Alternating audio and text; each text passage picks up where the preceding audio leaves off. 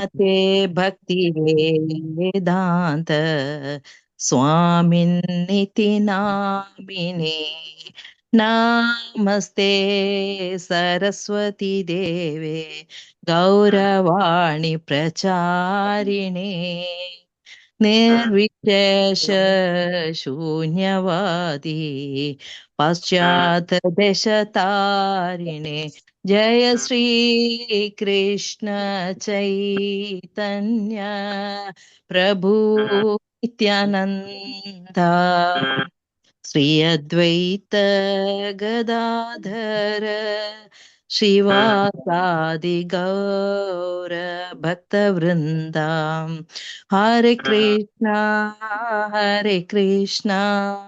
कृष्ण कृष्ण हरे हरे हरे राम राम राम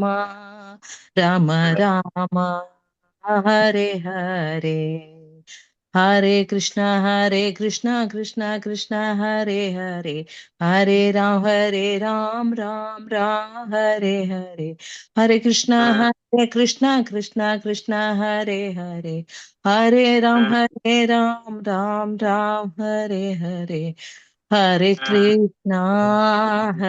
कृष्णा कृष्णा कृष्णा हरे हरे हरे राम राम राम हरे हरे जय प्रभुपदा जय प्रभुपदा जय प्रभुपदा नित्य गौर हरि बोल नित्य गौर हरि बोल हरे कृष्ण. അപ്പോ ഇന്ന് ഭഗവത്ഗീത ക്ലാസ് നമുക്ക് ചൊല്ലുന്നതിന് 108 തവണ ഹരിനാമം ചൊല്ലുന്നതിനും നമുക്കിവിടെ സന്നിധനായിരിക്കുന്നത് പ്രസിദ്ധാനന്ദദാസ് പ്രഭുവാണ്. ഞാൻ അതിനെക്കുറിച്ച് അദ്ദേഹത്തെ കുറിച്ച് 2 വാക്കുകൾ സംസാരിക്കുകയാണ്. ഒരു ചെറിയ ഇൻട്രൊഡക്ഷൻ. അദ്ദേഹം ആദ്യം karmic name is Pradeep Kumar. അദ്ദേഹം മരടിലാണ് താമസിക്കുന്നത്. അദ്ദേഹം ഇതിനു മുമ്പ് BPCL എന്നൊരു കമ്പനിയിൽ 27 വർഷം ജോലി ചെയ്തുകൊണ്ടിരുന്നു. അദ്ദേഹം ഒരു ബിരുദധാരിയാണ്. ഇനീഷ്യേഷൻ എടുത്തത് 2020 ജയ്പതാക സ്വാമി ഗുരു മഹാരാജിൽ നിന്നാണ് ദീക്ഷ സ്വീകരിച്ചിരിക്കുന്നത്. പിന്നെ അദ്ദേഹത്തിന്റെ പ്രീച്ചിങ് എന്നത് ഇടുക്കി ജില്ലയില് തൊടുപുഴയില് ശ്രീകൃഷ്ണ ടെമ്പിൾ ഉണ്ട്. അവിടെയാണ് അദ്ദേഹം 5 വർഷമായിട്ട് അദ്ദേഹം പ്രീച്ചിങ് നടത്തുകൊണ്ടിരിക്കുകയാണ്.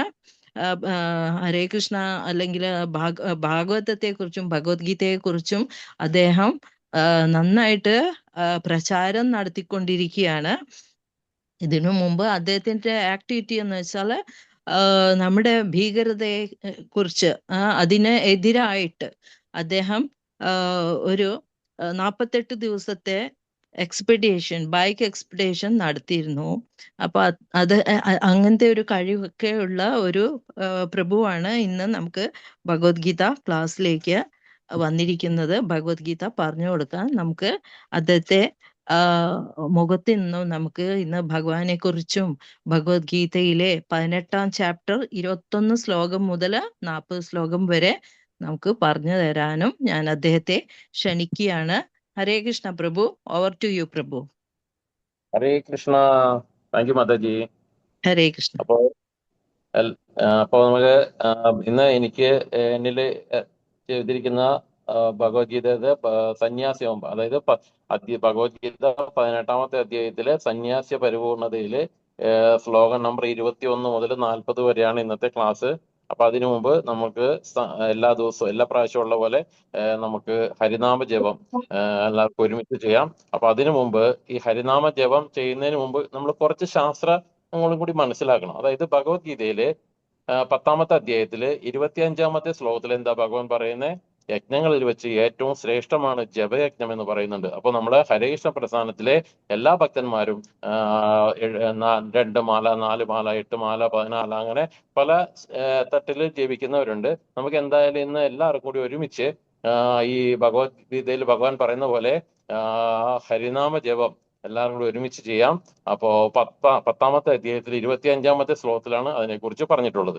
കൂടാതെ നമ്മുടെ ഈ കലിയുഗത്തിൽ, ഇതിപ്പോ കലിയുഗമാണല്ലോ, കലിയുഗത്തില് ഇതിന്റെ സിലബസ് ആയിട്ട് പറഞ്ഞിരിക്കുന്നത് ഹരിനാമ ജപമാണ് പറഞ്ഞിരിക്കുന്നത്. കലോത്തത് ഹരികീർത്തന, കലിയുഗത്തിൽ ഹരിനാമ ജപമാണ് പറഞ്ഞിരിക്കുന്ന യുഗധർമ്മം. അപ്പൊ ഈ ശാസ്ത്ര സത്യം കൂടി നമ്മൾ മനസ്സിലാക്കി ചെയ്യുമ്പോൾ നമുക്ക് കൂടുതൽ ഉന്മേഷത്തോടെയും കൂടുതൽ ആത്മാർത്ഥത്തോടെയും ചെയ്യാൻ പറ്റും. ഓക്കെ, ഹരേ കൃഷ്ണ. അപ്പൊ എല്ലാവരും ജപമാല ഉള്ളവർ ജപമാല എടുക്കുക.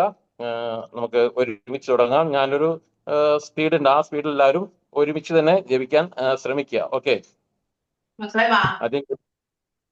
ആദ്യം ഗുരുമന്ത്രം. നമോ വിശ്വപ്രദായ കൃഷ്ണപ്രേഷ്ഠായ ബോധലെ ശ്രീപതി ജപതാ സമഞ്ജന നമ ആചാര്യപദായ നിതായ കൃപപ്രദായനെ ഗൗരകദാമതായ നഗര ഗ്രാമതാരിണെ നമോ വിശ്വപാദായ കൃഷ്ണപ്രേഷ്ഠായ ബോധലെ ശ്രീമതേ ഭക്തി വേദാന്ത സ്വാമിനിധി നാമിനെ നമസ്തേ സരസ്വതേ ദേവേ ഗൗരവാൻ പ്രചാരിണി നിർവിശേഷ ശൂന്യവാദി പാശ്ചാത്യ ദേശതാരിണി ചൈതന്യ പ്രഭു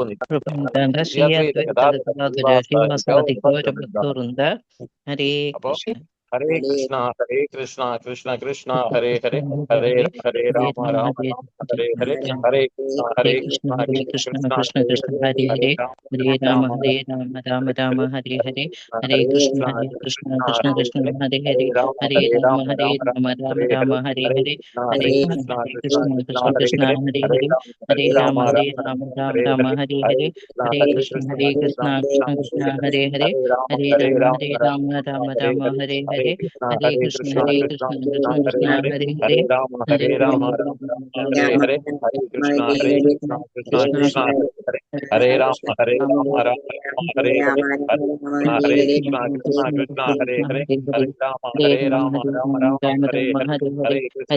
ഹരേ കൃഷ്ണ കൃഷ്ണ കൃഷ്ണ ഹരേ ഹരേ ഹരേ രാമ ഹരേ രാമ രാമ രാമ ഹരേ ഹരേ ഹരേ കൃഷ്ണ കൃഷ്ണ കൃഷ്ണ ഹരേ ഹരേ ഹരേ രാമ രാമ ഹരേ കൃഷ്ണ ഹരേ കൃഷ്ണ കൃഷ്ണ ഹരേ ഹരേ ഹരേ രാമ രാമ ഹരേ ഹരേ ഹരേ കൃഷ്ണ കൃഷ്ണ കൃഷ്ണ രാമ ഹരേ ഹരേ ഹരേ കൃഷ്ണ കൃഷ്ണ കൃഷ്ണ ഹരേ ഹരേ രാമ രാമ രാമ ഹരേ ഹരേ ഹരേ കൃഷ്ണ കൃഷ്ണ കൃഷ്ണ ഹരേ ഹരേ രാമ രാമ ഹരേ ഹരേ ഹരേ കൃഷ്ണ കൃഷ്ണ കൃഷ്ണ ഹരേ ഹരേ ഹരേ രാമ രാമ രാമ ഹരേ ഹരേ ഹരേ കൃഷ്ണ കൃഷ്ണ കൃഷ്ണ ഹരേ ഹരേ ഹരേ രാമ രാമ രാമ ഹരേ ഹരേ ഹരേ കൃഷ്ണ കൃഷ്ണ കൃഷ്ണ ഹരേ ഹരേ ഹരേ രാമ രാമ രാമ ഹരേ ഹരേ ഹരേ കൃഷ്ണ കൃഷ്ണ കൃഷ്ണ ഹരേ ഹരേ ഹരേ രാമ രാമ രാമ ഹരേ കൃഷ്ണ കൃഷ്ണ കൃഷ്ണ ഹരേ ഹരേ ഹരേ രാമ ഹരേ രാമ രാമ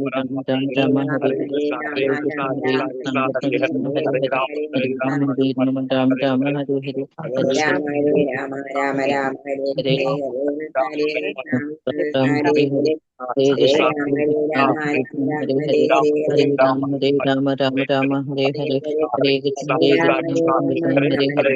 രാമ രാമ രാമ ഹരേ ഹരേ കൃഷ്ണ കൃഷ്ണ ഹരേ രാമ രാമ ഹരേ ഹരേ ഹരേ കൃഷ്ണ രാമ രാമ ഹരേ ഹരേ ഹരേ കൃഷ്ണ കൃഷ്ണ കൃഷ്ണ ഹരേ ഹരേ ഹരേ രാമ രാമ ഹരേ ഹരേ ഹരേ കൃഷ്ണ രാമ രാമ ഹരേ ഹരേ ഹരേ കൃഷ്ണ കൃഷ്ണ ഹരേ രാമ രാമ ഹരേ ഹരേ ഹരേ കൃഷ്ണ കൃഷ്ണ കൃഷ്ണ ഹരേ ഹരേ ഹരേ രാമ ഹരേ കൃഷ്ണ കൃഷ്ണ കൃഷ്ണ ഹരേ ഹരേ ഹരേ രാമ ഹരേ ഹരേ ഹരേ കൃഷ്ണ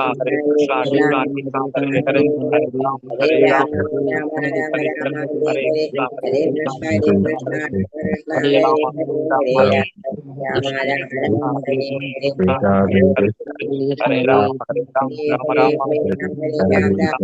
ഹരേ കൃഷ്ണ ഹരേ ഹരേ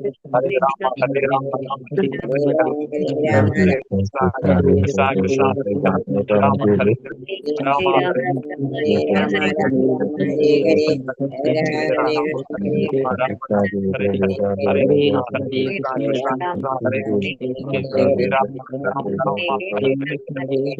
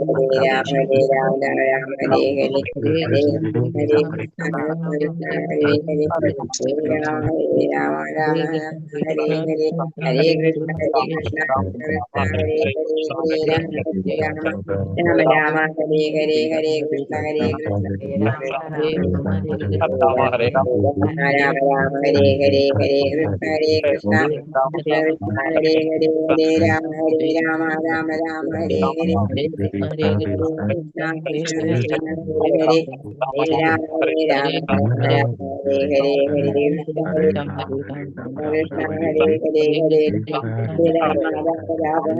ഹരേ കൃഷ്ണ കൃഷ്ണ ഹരേ ഹരേ ഹരേ രാമ രാമ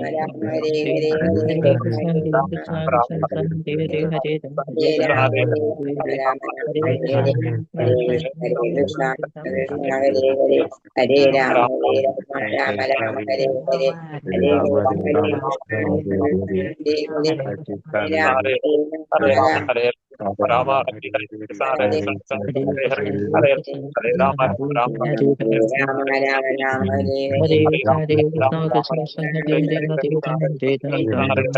ഹരേ രാമ രാമ ഹരേ ഹരേ ഹരേ ഹരേ രാമ രാമ ഹരേ ഹരേ ഹരേ കൃഷ്ണ കൃഷ്ണ ഹരേ ഹരേ ഹരേ രാമ രാമ രാമ ഹരേ ഹരേ ഹരേ ഹരേ കൃഷ്ണ ഹരേ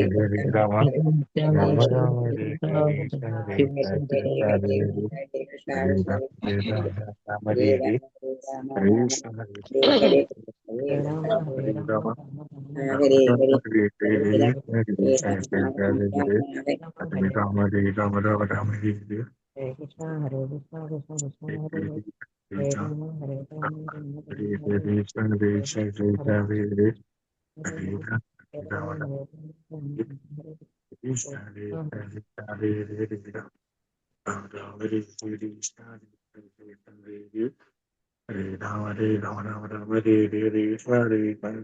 ഹരേ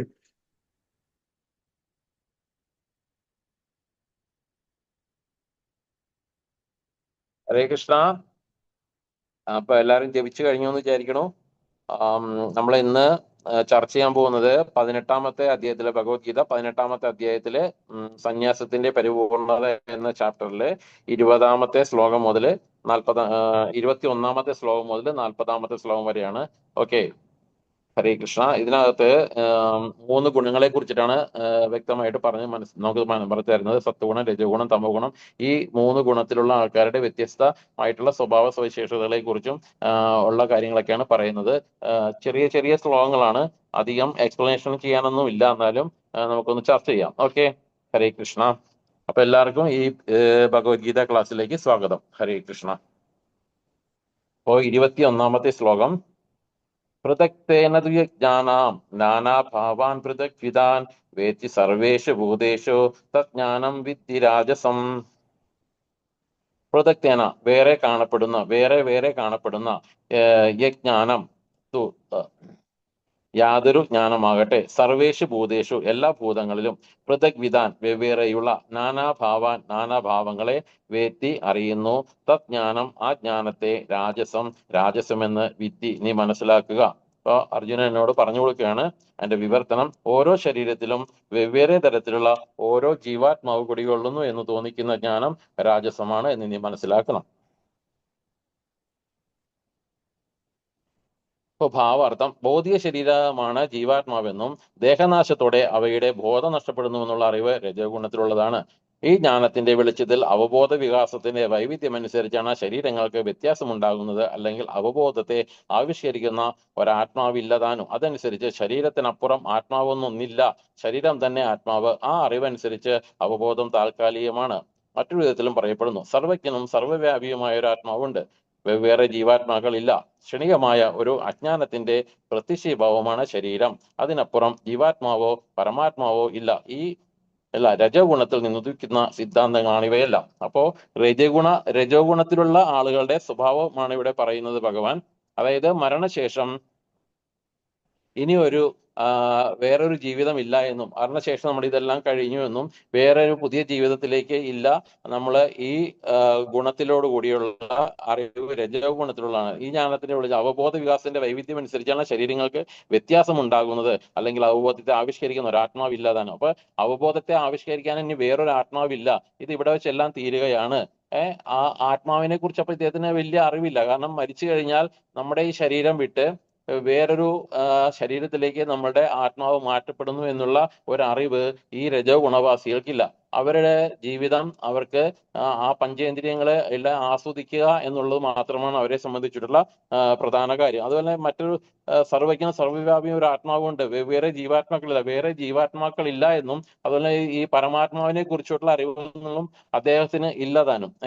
അപ്പൊ ക്ഷണികമായ ജ്ഞാനത്തിന്റെ പ്രത്യക്ഷീഭാവമാണ് ശരീരം. അപ്പൊ ശരീരം മാത്രമാണുള്ളത്. ഈ ശരീരം മരിച്ചു കഴിഞ്ഞാൽ പിന്നീട് അങ്ങോട്ട് മറ്റ് കാര്യങ്ങളൊന്നുമില്ല എന്നുള്ള ഒരു അറിവാണ് ഈ രജോ ഗുണത്തിൽ വസിക്കുന്ന ആളുകളുടെ പ്രധാനപ്പെട്ട ഒരു സവിശേഷത. അപ്പൊ ഈ രജോ ഗുണത്തിൽ നിൽക്കുന്ന സിദ്ധാന്തങ്ങളായി. ഇപ്പൊ രജോ ഗുണത്തിലുള്ള സിദ്ധാന്തം ഇതാണ് പറയുന്നത്, പ്രധാനമായിട്ടും അവർക്ക് ഈ മരണശേഷം പിന്നെ ആ ആത്മാവ് വേറൊരു ശരീരത്തിലേക്ക് പോകുന്നുവെന്നോ അല്ലെങ്കിൽ 84 ലക്ഷം ജീവജാലങ്ങൾ ഉണ്ടെന്നോ ഇതുപോലെയുള്ള അറിവുകളൊന്നും ഈ രജോ ഗുണവാസിയില്ല. അവർക്ക് അവരുടെ ജീവിതം നല്ല രീതിയിൽ, അതായത് ആസ്വദിച്ച് ജീവിക്കുക എന്നതാണ് ഈ രജോ ഗുണവാസികളുടെ പ്രത്യക്ഷമായിട്ടുള്ള ഒരു സ്വഭാവം. ഓക്കെ, ഹരേ കൃഷ്ണ. നമ്മള് അടുത്ത 22ാമത്തെ ശ്ലോകത്തിലേക്ക് പോവാം. യത്തു കൃഷ്ണവദസ്മിൻ കാര്യസക്തമഹൈതുകം അതത്വാർത്ഥവദൽപം ച തത്താമസമദാഹൃതം. യത്തു യാതൊരു ജ്ഞാനമാകട്ടെ, ഏകസ്മിൻ കാര്യേ ഒരു പ്രവൃത്തിയിൽ, കൃഷ്ണവത് സമ്പൂർണമാണെന്ന് ധരിച്ച്, സക്തമാകുന്നു, അഹേതുകം അകാരണവും, അതത്വാർത്ഥവത് തത്വാർത്ഥഹീനവും, അല്പം ച അല്പശുദ്രവുമാകുന്നു. തത് അത് താമസജ്ഞനമാണ്, ഉദാഹൃതം പറയപ്പെടുന്നു. വിവർത്തനം: കാരണം കൂടാതെയും സത്യജ്ഞാനം നേടാതെയും എല്ലാം അത് തന്നെയെന്ന് കരുതി നിസ്സാര കാര്യത്തിൽ അതീവ താല്പര്യം കൊള്ളുന്നതുമായ അറിവാണ് തമോ ഗുണ ആത്മകമാണ്. ഭാവാർത്ഥം: ഒരു സാധാരണക്കാരന്റെ ജ്ഞാനം എപ്പോഴും തമോ ഗുണത്തിലാണ്. കാരണം ബദ്ധമായ ജീവിതത്തിൽ എല്ലാവരും തമോ ഗുണത്തിലാണ് ജനിക്കുന്നത്. പ്രമാണികരിൽ നിന്നോ ധർമ്മശാസ്ത്രങ്ങളിൽ നിന്നോ ജ്ഞാനം സമ്പാദിക്കാനാവാത്ത ഒരാളുടെ അറിവ് ശരീരത്തിനപ്പുറം പോവില്ല. അപ്പൊ തമോ ഗുണവാസികൾ ഇത് തന്നെയാണ് അവസ്ഥ. അവരെ സംബന്ധിച്ച് അവർക്കും ഈ അറിവ് ശാസ്ത്ര ഗ്രന്ഥങ്ങളിലൂടെയോ അല്ലെങ്കിൽ ആധ്യാത്മികമായിട്ടുള്ള ഗുരുശിഷ്യ പരമ്പരയിലുള്ള ഓതറൈസ്ഡ് ആയിട്ടുള്ള ഗുരുശിഷ്യ പരമ്പരയിൽ നിന്നുള്ള അറിവുകളൊന്നും അവർക്ക് ലഭിച്ചിട്ടില്ല. മനസ്സിലായി? അപ്പൊ ഇതിനകത്ത് പറയുന്ന പ്രമാണികർ എന്ന് പറയുന്ന പ്രമാണികർ ആരൊക്കെയാണ്?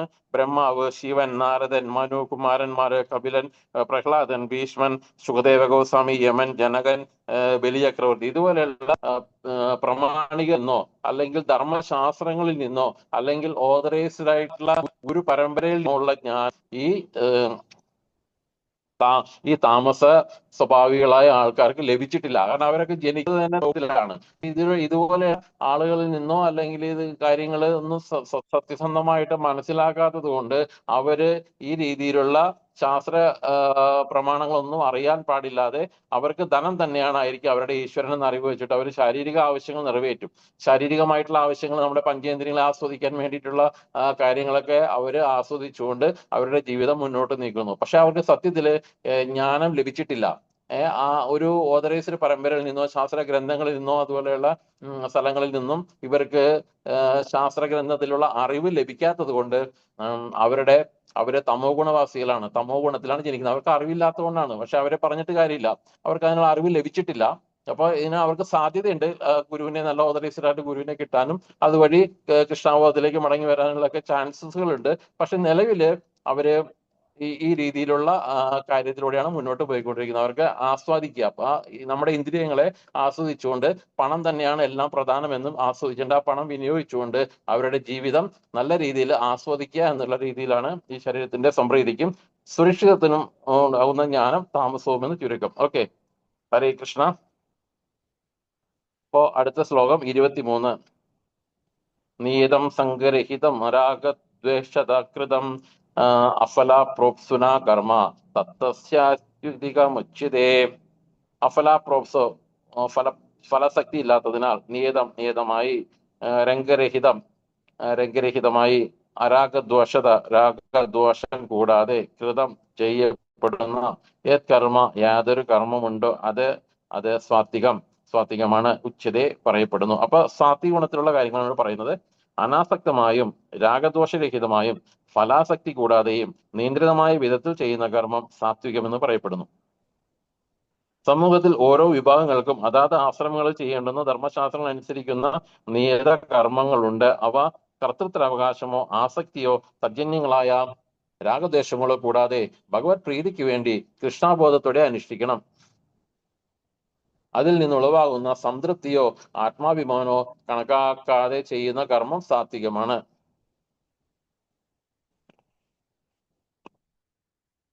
ഇതിനകത്ത് അതായത് ആശ്രമങ്ങളിൽ ചേരേണ്ട ധർമ്മശാസ്ത്രങ്ങൾ അനുശാസിക്കുന്ന സമൂഹത്തിൽ ഓരോ വിഭാഗങ്ങൾക്കും അതാത് ആശ്രമങ്ങൾ ഏതൊക്കെയാണ് ആശ്രമം എന്ന് പറയുമ്പോൾ ബ്രഹ്മചാരി, ഗൃഹസ്ഥൻ, വാനപ്രസ്ഥൻ, സന്യാസി. അപ്പൊ ഇവർക്ക് ഓരോ ആളുകൾക്കും അവരുടേതായ നിയതമാന്യങ്ങളായ രാഗദോഷങ്ങളോ കൂടാതെ ഭഗവത് പ്രീതിക്ക് വേണ്ടി കൃഷ്ണാബോധത്തോടുകൂടി അനുഷ്ഠിക്കണം. അപ്പൊ ഈ ആശ്രമത്തിലുള്ള ആളുകള് അവരുടെ മറ്റു ആഗ്രഹങ്ങളൊക്കെ മാറ്റി വെച്ചുകൊണ്ട് അതാത് ആഗ്രഹത്തിൽ യാതൊരു അതിന്റെ ഫലം പ്രതീക്ഷിക്കാതെ ഭഗവാന്റെ സേവനത്തിന് വേണ്ടി ഉളവാകുന്ന സംതൃപ്തിയുടെ അഭിമാനമോ ആത്മാഭിമാനമോ കണക്കാക്കാതെ ഭഗവാന് വേണ്ടി ചെയ്യുന്ന കർമ്മം സാത്വികമാണ്. അപ്പൊ അവിടെ അവരെ സംബന്ധിച്ച് ഈ പറയുന്ന പോലെയുള്ള അവരുടെ ആസ്വാദനം ഇന്ദ്രിയാസ്വാദനം എന്നുള്ളൊരു കാര്യമൊന്നും ഈ പറയുന്ന ആശ്രമ ജീവിതത്തിലുള്ളവർക്ക് അവർ ചെയ്യുന്നില്ല. കാരണം അവർക്ക് ജ്ഞാനം ലഭിച്ചിട്ടുള്ള ആളുകളാണ് കുറച്ച്. അപ്പൊ അതുകൊണ്ട് കൃഷ്ണാബോധത്തോടെ അനുഷ്ഠിക്കണം. അപ്പൊ അതിൽ നിന്നുളവാകുന്ന സംതൃപ്തിയോ ആത്മാഭിമാനോ കണക്കാക്കാതെ ചെയ്യുന്ന കർമ്മം സാത്വികമാണ്. അതായത് സത്വഗുണത്തിലുള്ള ആളുകളെ സംബന്ധിച്ചിട്ടുള്ള കാര്യങ്ങളാണ് ഈ ശ്ലോകത്തിൽ ഇവിടെ പറഞ്ഞിട്ടുള്ളത്. അപ്പൊ അവരെ സംബന്ധിച്ച് അവർ ചെയ്യുന്ന ഓരോ കർമ്മ ബ്രഹ്മചാരി ആണെങ്കിലും ഗൃഹസ്ഥാശ്രമനാണെങ്കിലും സന്യാസി ആണെങ്കിലും ഇവരെല്ലാവരും ഭഗവാന്റെ സംതൃപ്തിക്ക് വേണ്ടിയിട്ടാണ് അവരെ ഓരോ കാര്യങ്ങൾ ചെയ്യുകയാണെങ്കിൽ അതിൽ നിന്നുണ്ടാകുന്ന ഭഗവത് പ്രീതിക്ക് വേണ്ടി കൃഷ്ണാബോധത്തോടെ അനുഷ്ഠിക്കണം. അങ്ങനെ അനുഷ്ഠിക്കുമ്പോൾ ഉളവാകുന്ന സംതൃപ്തിയാണ് സാത്വികമായിട്ടുള്ള കർമ്മം എന്ന് പറയപ്പെടുന്നത്. ഓക്കെ, ഹരേ കൃഷ്ണ. 24-ാമത്തെ ശ്ലോകം. എത്തു കാമോപ്സുന കർമ്മ സാഹങ്കാരേണ വാപുനാ ക്രിയതേ ബഹുലായാസം തത് രാജസമുദാഹൃതം. വീണ്ടും കാമോപ്സുന ഫലപ്രാപ്തിയിൽ ആസക്തനായവനാലോ സാഹങ്കാരനോവ അഹങ്കാരയുക്തനായവനാലോ ഞാനാണ് ചെയ്യുന്നതിനുള്ള അഭിമാനത്തോടു കൂടിയവനായാലോ ബഹുലാസം അത്യന്ത ക്ലേശത്തോടുകൂടി കർമ്മത്തു യാതൊരു കർമ്മമാകട്ടെ ക്രിയതേ ചെയ്യുന്നു അത് രാജസം എന്ന് ഉദാഹൃതം പറയപ്പെടുന്നു. തന്റെ ആഗ്രഹം നിറവേറ്റാനായോ വിദ്യാഹങ്കാരം കൊണ്ടോ ഏറെ പ്രയാസപ്പെട്ട് ചെയ്യുന്ന കർമ്മമാണ് രാജസകർമ്മം.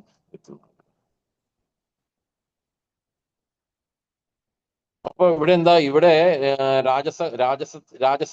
രാജസകർമ്മത്തെ കുറിച്ചിട്ടാണ് പറയുന്നത്. അപ്പൊ നമ്മള് ഇവിടെ തന്റെ ആഗ്രഹം നിറവേറ്റാനായിട്ട് ഇപ്പൊ ഓരോരുത്തർക്കും ഓരോ വ്യക്തികൾക്കും ഇപ്പൊ ഏത് സത്വഗുണത്തിലായുള്ളവരായാലും രജഗുണത്തിലുള്ളവരായാലും തമോ ഗുണത്തിലുള്ള ആൾക്കാരാണെങ്കിലും ഓരോരുത്തർക്കും അവരവരുടേതായ ആഗ്രഹങ്ങൾ ഉണ്ടാവും. പക്ഷെ ഈ ആഗ്രഹങ്ങളെ നിറവേറ്റാനായോ അല്ലെങ്കിൽ അഹംഭാവം കൊണ്ടോ തന്റെ പ്രയാസപ്പെട്ട് ചെയ്യുന്ന കർമ്മമാണ് രാജസകർമ്മം. പക്ഷെ സാത്വികമായിട്ടുള്ള ആളുകളെ ഇവിടെ കർമ്മം ചെയ്യുക എന്ന് പറഞ്ഞാൽ അവരെ എപ്പോഴും കൃഷ്ണനിൽ അർപ്പിച്ച് വളരെ ശാന്തമായ രീതിയിൽ വളരെ ഉത്സാഹത്തോടുകൂടി സന്തോഷത്തോടെ ചെയ്യുമ്പോൾ അവർക്ക് അതിന്റെ ആ ഒരു ടയർഡ്നെസ് അല്ലെങ്കിൽ ക്ഷീണം അനുഭവപ്പെടുന്നില്ല. പക്ഷെ ഇവിടെ രാജസ സ്വഭാവികൾ ഇതെല്ലാം മാറ്റിവെച്ചുകൊണ്ട് അവരുടെ മിഥ്യാഹങ്കാരം അല്ലെങ്കിൽ അവരുടെ സ്വന്തമായിട്ടുള്ള ആഗ്രഹം നിറവേറ്റാൻ വേണ്ടിയിട്ടുള്ള രീതിയിലാണ് അവർ ചെയ്യുന്നത്. അത് തമോ ഗുണത്തിലുള്ളവരാണെങ്കിലും രജോ ഗുണത്തിലുള്ളവരാണെങ്കിലും ഈ രീതിയിലാണ് അവരുടെ കർമ്മങ്ങളൊക്കെ ചെയ്യുന്നത്. അപ്പൊ അങ്ങനെ ചെയ്യുമ്പോൾ എന്താന്ന് വെച്ചാല് ഇപ്പൊ 1 മണിക്കൂർ കൊണ്ട് ചെയ്യുന്ന കർമ്മം ചിലപ്പോൾ 2-3 മണിക്കൂർ എടുക്കേണ്ടതായിട്ട് വരും. കാരണം അവരുടെ മിഥ്യാഹങ്കാരം കൊണ്ടോ അല്ലെങ്കിൽ അവരുടെ സ്വന്തം ആഗ്രഹ നിവൃത്തിക്ക് വേണ്ടിയിട്ടാണ് ചെയ്യുന്നത്. പക്ഷെ കൃഷ്ണാബോധത്തിൽ ചെയ്യുന്ന അവരെ സംബന്ധിച്ചിട്ട് അവരിതൊന്നും ഇല്ലാതെ എല്ലാം കൃഷ്ണനിൽ അർപ്പിച്ച് സന്തോഷത്തോടുകൂടി ഉത്സാഹത്തോടുകൂടി ചെയ്യുമ്പോൾ അവരുടെ കർമ്മം ആ രീതിയിലാവുന്നു. അപ്പൊ ഇവിടെ ഈ കർമ്മികളെ കുറിച്ചിട്ടുള്ള ഒരു ശ്ലോകമാണ് ഇവിടെ പറഞ്ഞിരിക്കുന്നത്. ഓക്കെ, ഹരേ കൃഷ്ണ. അടുത്ത ശ്ലോകം 25. അനുബന്ധം ക്ഷയം ഹിംസ മനപേക്ഷ്യ ച പൗരുഷം മോഹധാരാഭ്യതേ കർമ്മ യത്തത്താമസുമുച്യതേ. അനുബന്ധം ഭാവി ബന്ധനങ്ങളെയും, ക്ഷയത്തെയും, ഹിംസ പരപീഡിയെയും, പൗരുഷം ച സമർത്ഥ്യത്തെയും, അന്യപേക്ഷ പ്രത്യാഘാതങ്ങളെ കാണാതെ മോഹ അജ്ഞാന വശാൽ യത് കർമ്മ ഏതൊരു കർമ്മം ആരഭ്യതയെ ആരംഭിക്കപ്പെടുന്നു അത് താമസം എന്ന് ഉച്ചതയെ പറയപ്പെടുന്നു. വിവർത്തനം: തുടർന്നുണ്ടാകുന്ന കെട്ടുപാടുകളെയോ അന്യർക്കുണ്ടാകുന്ന നാശത്തെയോ ക്ലേശങ്ങളെയോ അവഗണിച്ചും ശാസ്ത്ര നിർദ്ദേശങ്ങൾക്കെതിരായും വ്യാമോഹം മൂലം ചെയ്യുന്ന കർമ്മമത്രേ താമസം. ഭാവാർത്ഥം: ഒരാൾ സ്വന്തം കർമ്മങ്ങളെ രാഷ്ട്രത്തിന് മുന്നിലോ യമദൂതന്മാരെന്ന് പറയപ്പെടുന്ന ഭഗവത് കിങ്കരന്മാർക്ക് മുന്നിലോ ഏറ്റുപറയേണ്ടതായിട്ടുണ്ട്. ചുമതലാബോധം ഇല്ലാതെയുള്ള കർമ്മം നാശകരമാണ്. വേദനിർദ്ദേശങ്ങൾ അടങ്ങിയ നിയന്ത്രണ തന്ത്രങ്ങളെ നശിപ്പിക്കുന്നു. അവ അക്രമ പ്രവർത്തനങ്ങളും അന്യജീവികൾക്ക് ക്ലേശമുണ്ടാക്കുന്നവയുമായിരിക്കും. പലപ്പോഴും അത്തരം കർമ്മങ്ങൾ സ്വനുഭവത്തിന്റെ വെളിച്ചത്തിൽ മാത്രമാണ് ഇങ്ങനെയുള്ള പ്രവൃത്തികൾ ചെയ്യപ്പെടാറ്. ഇതിനെ വ്യാമോഹം എന്ന് പറയുന്നു. വ്യാമോഹത്താൽ ചെയ്യപ്പെടുന്ന അത്തരം കർമ്മം താമസമാണ്.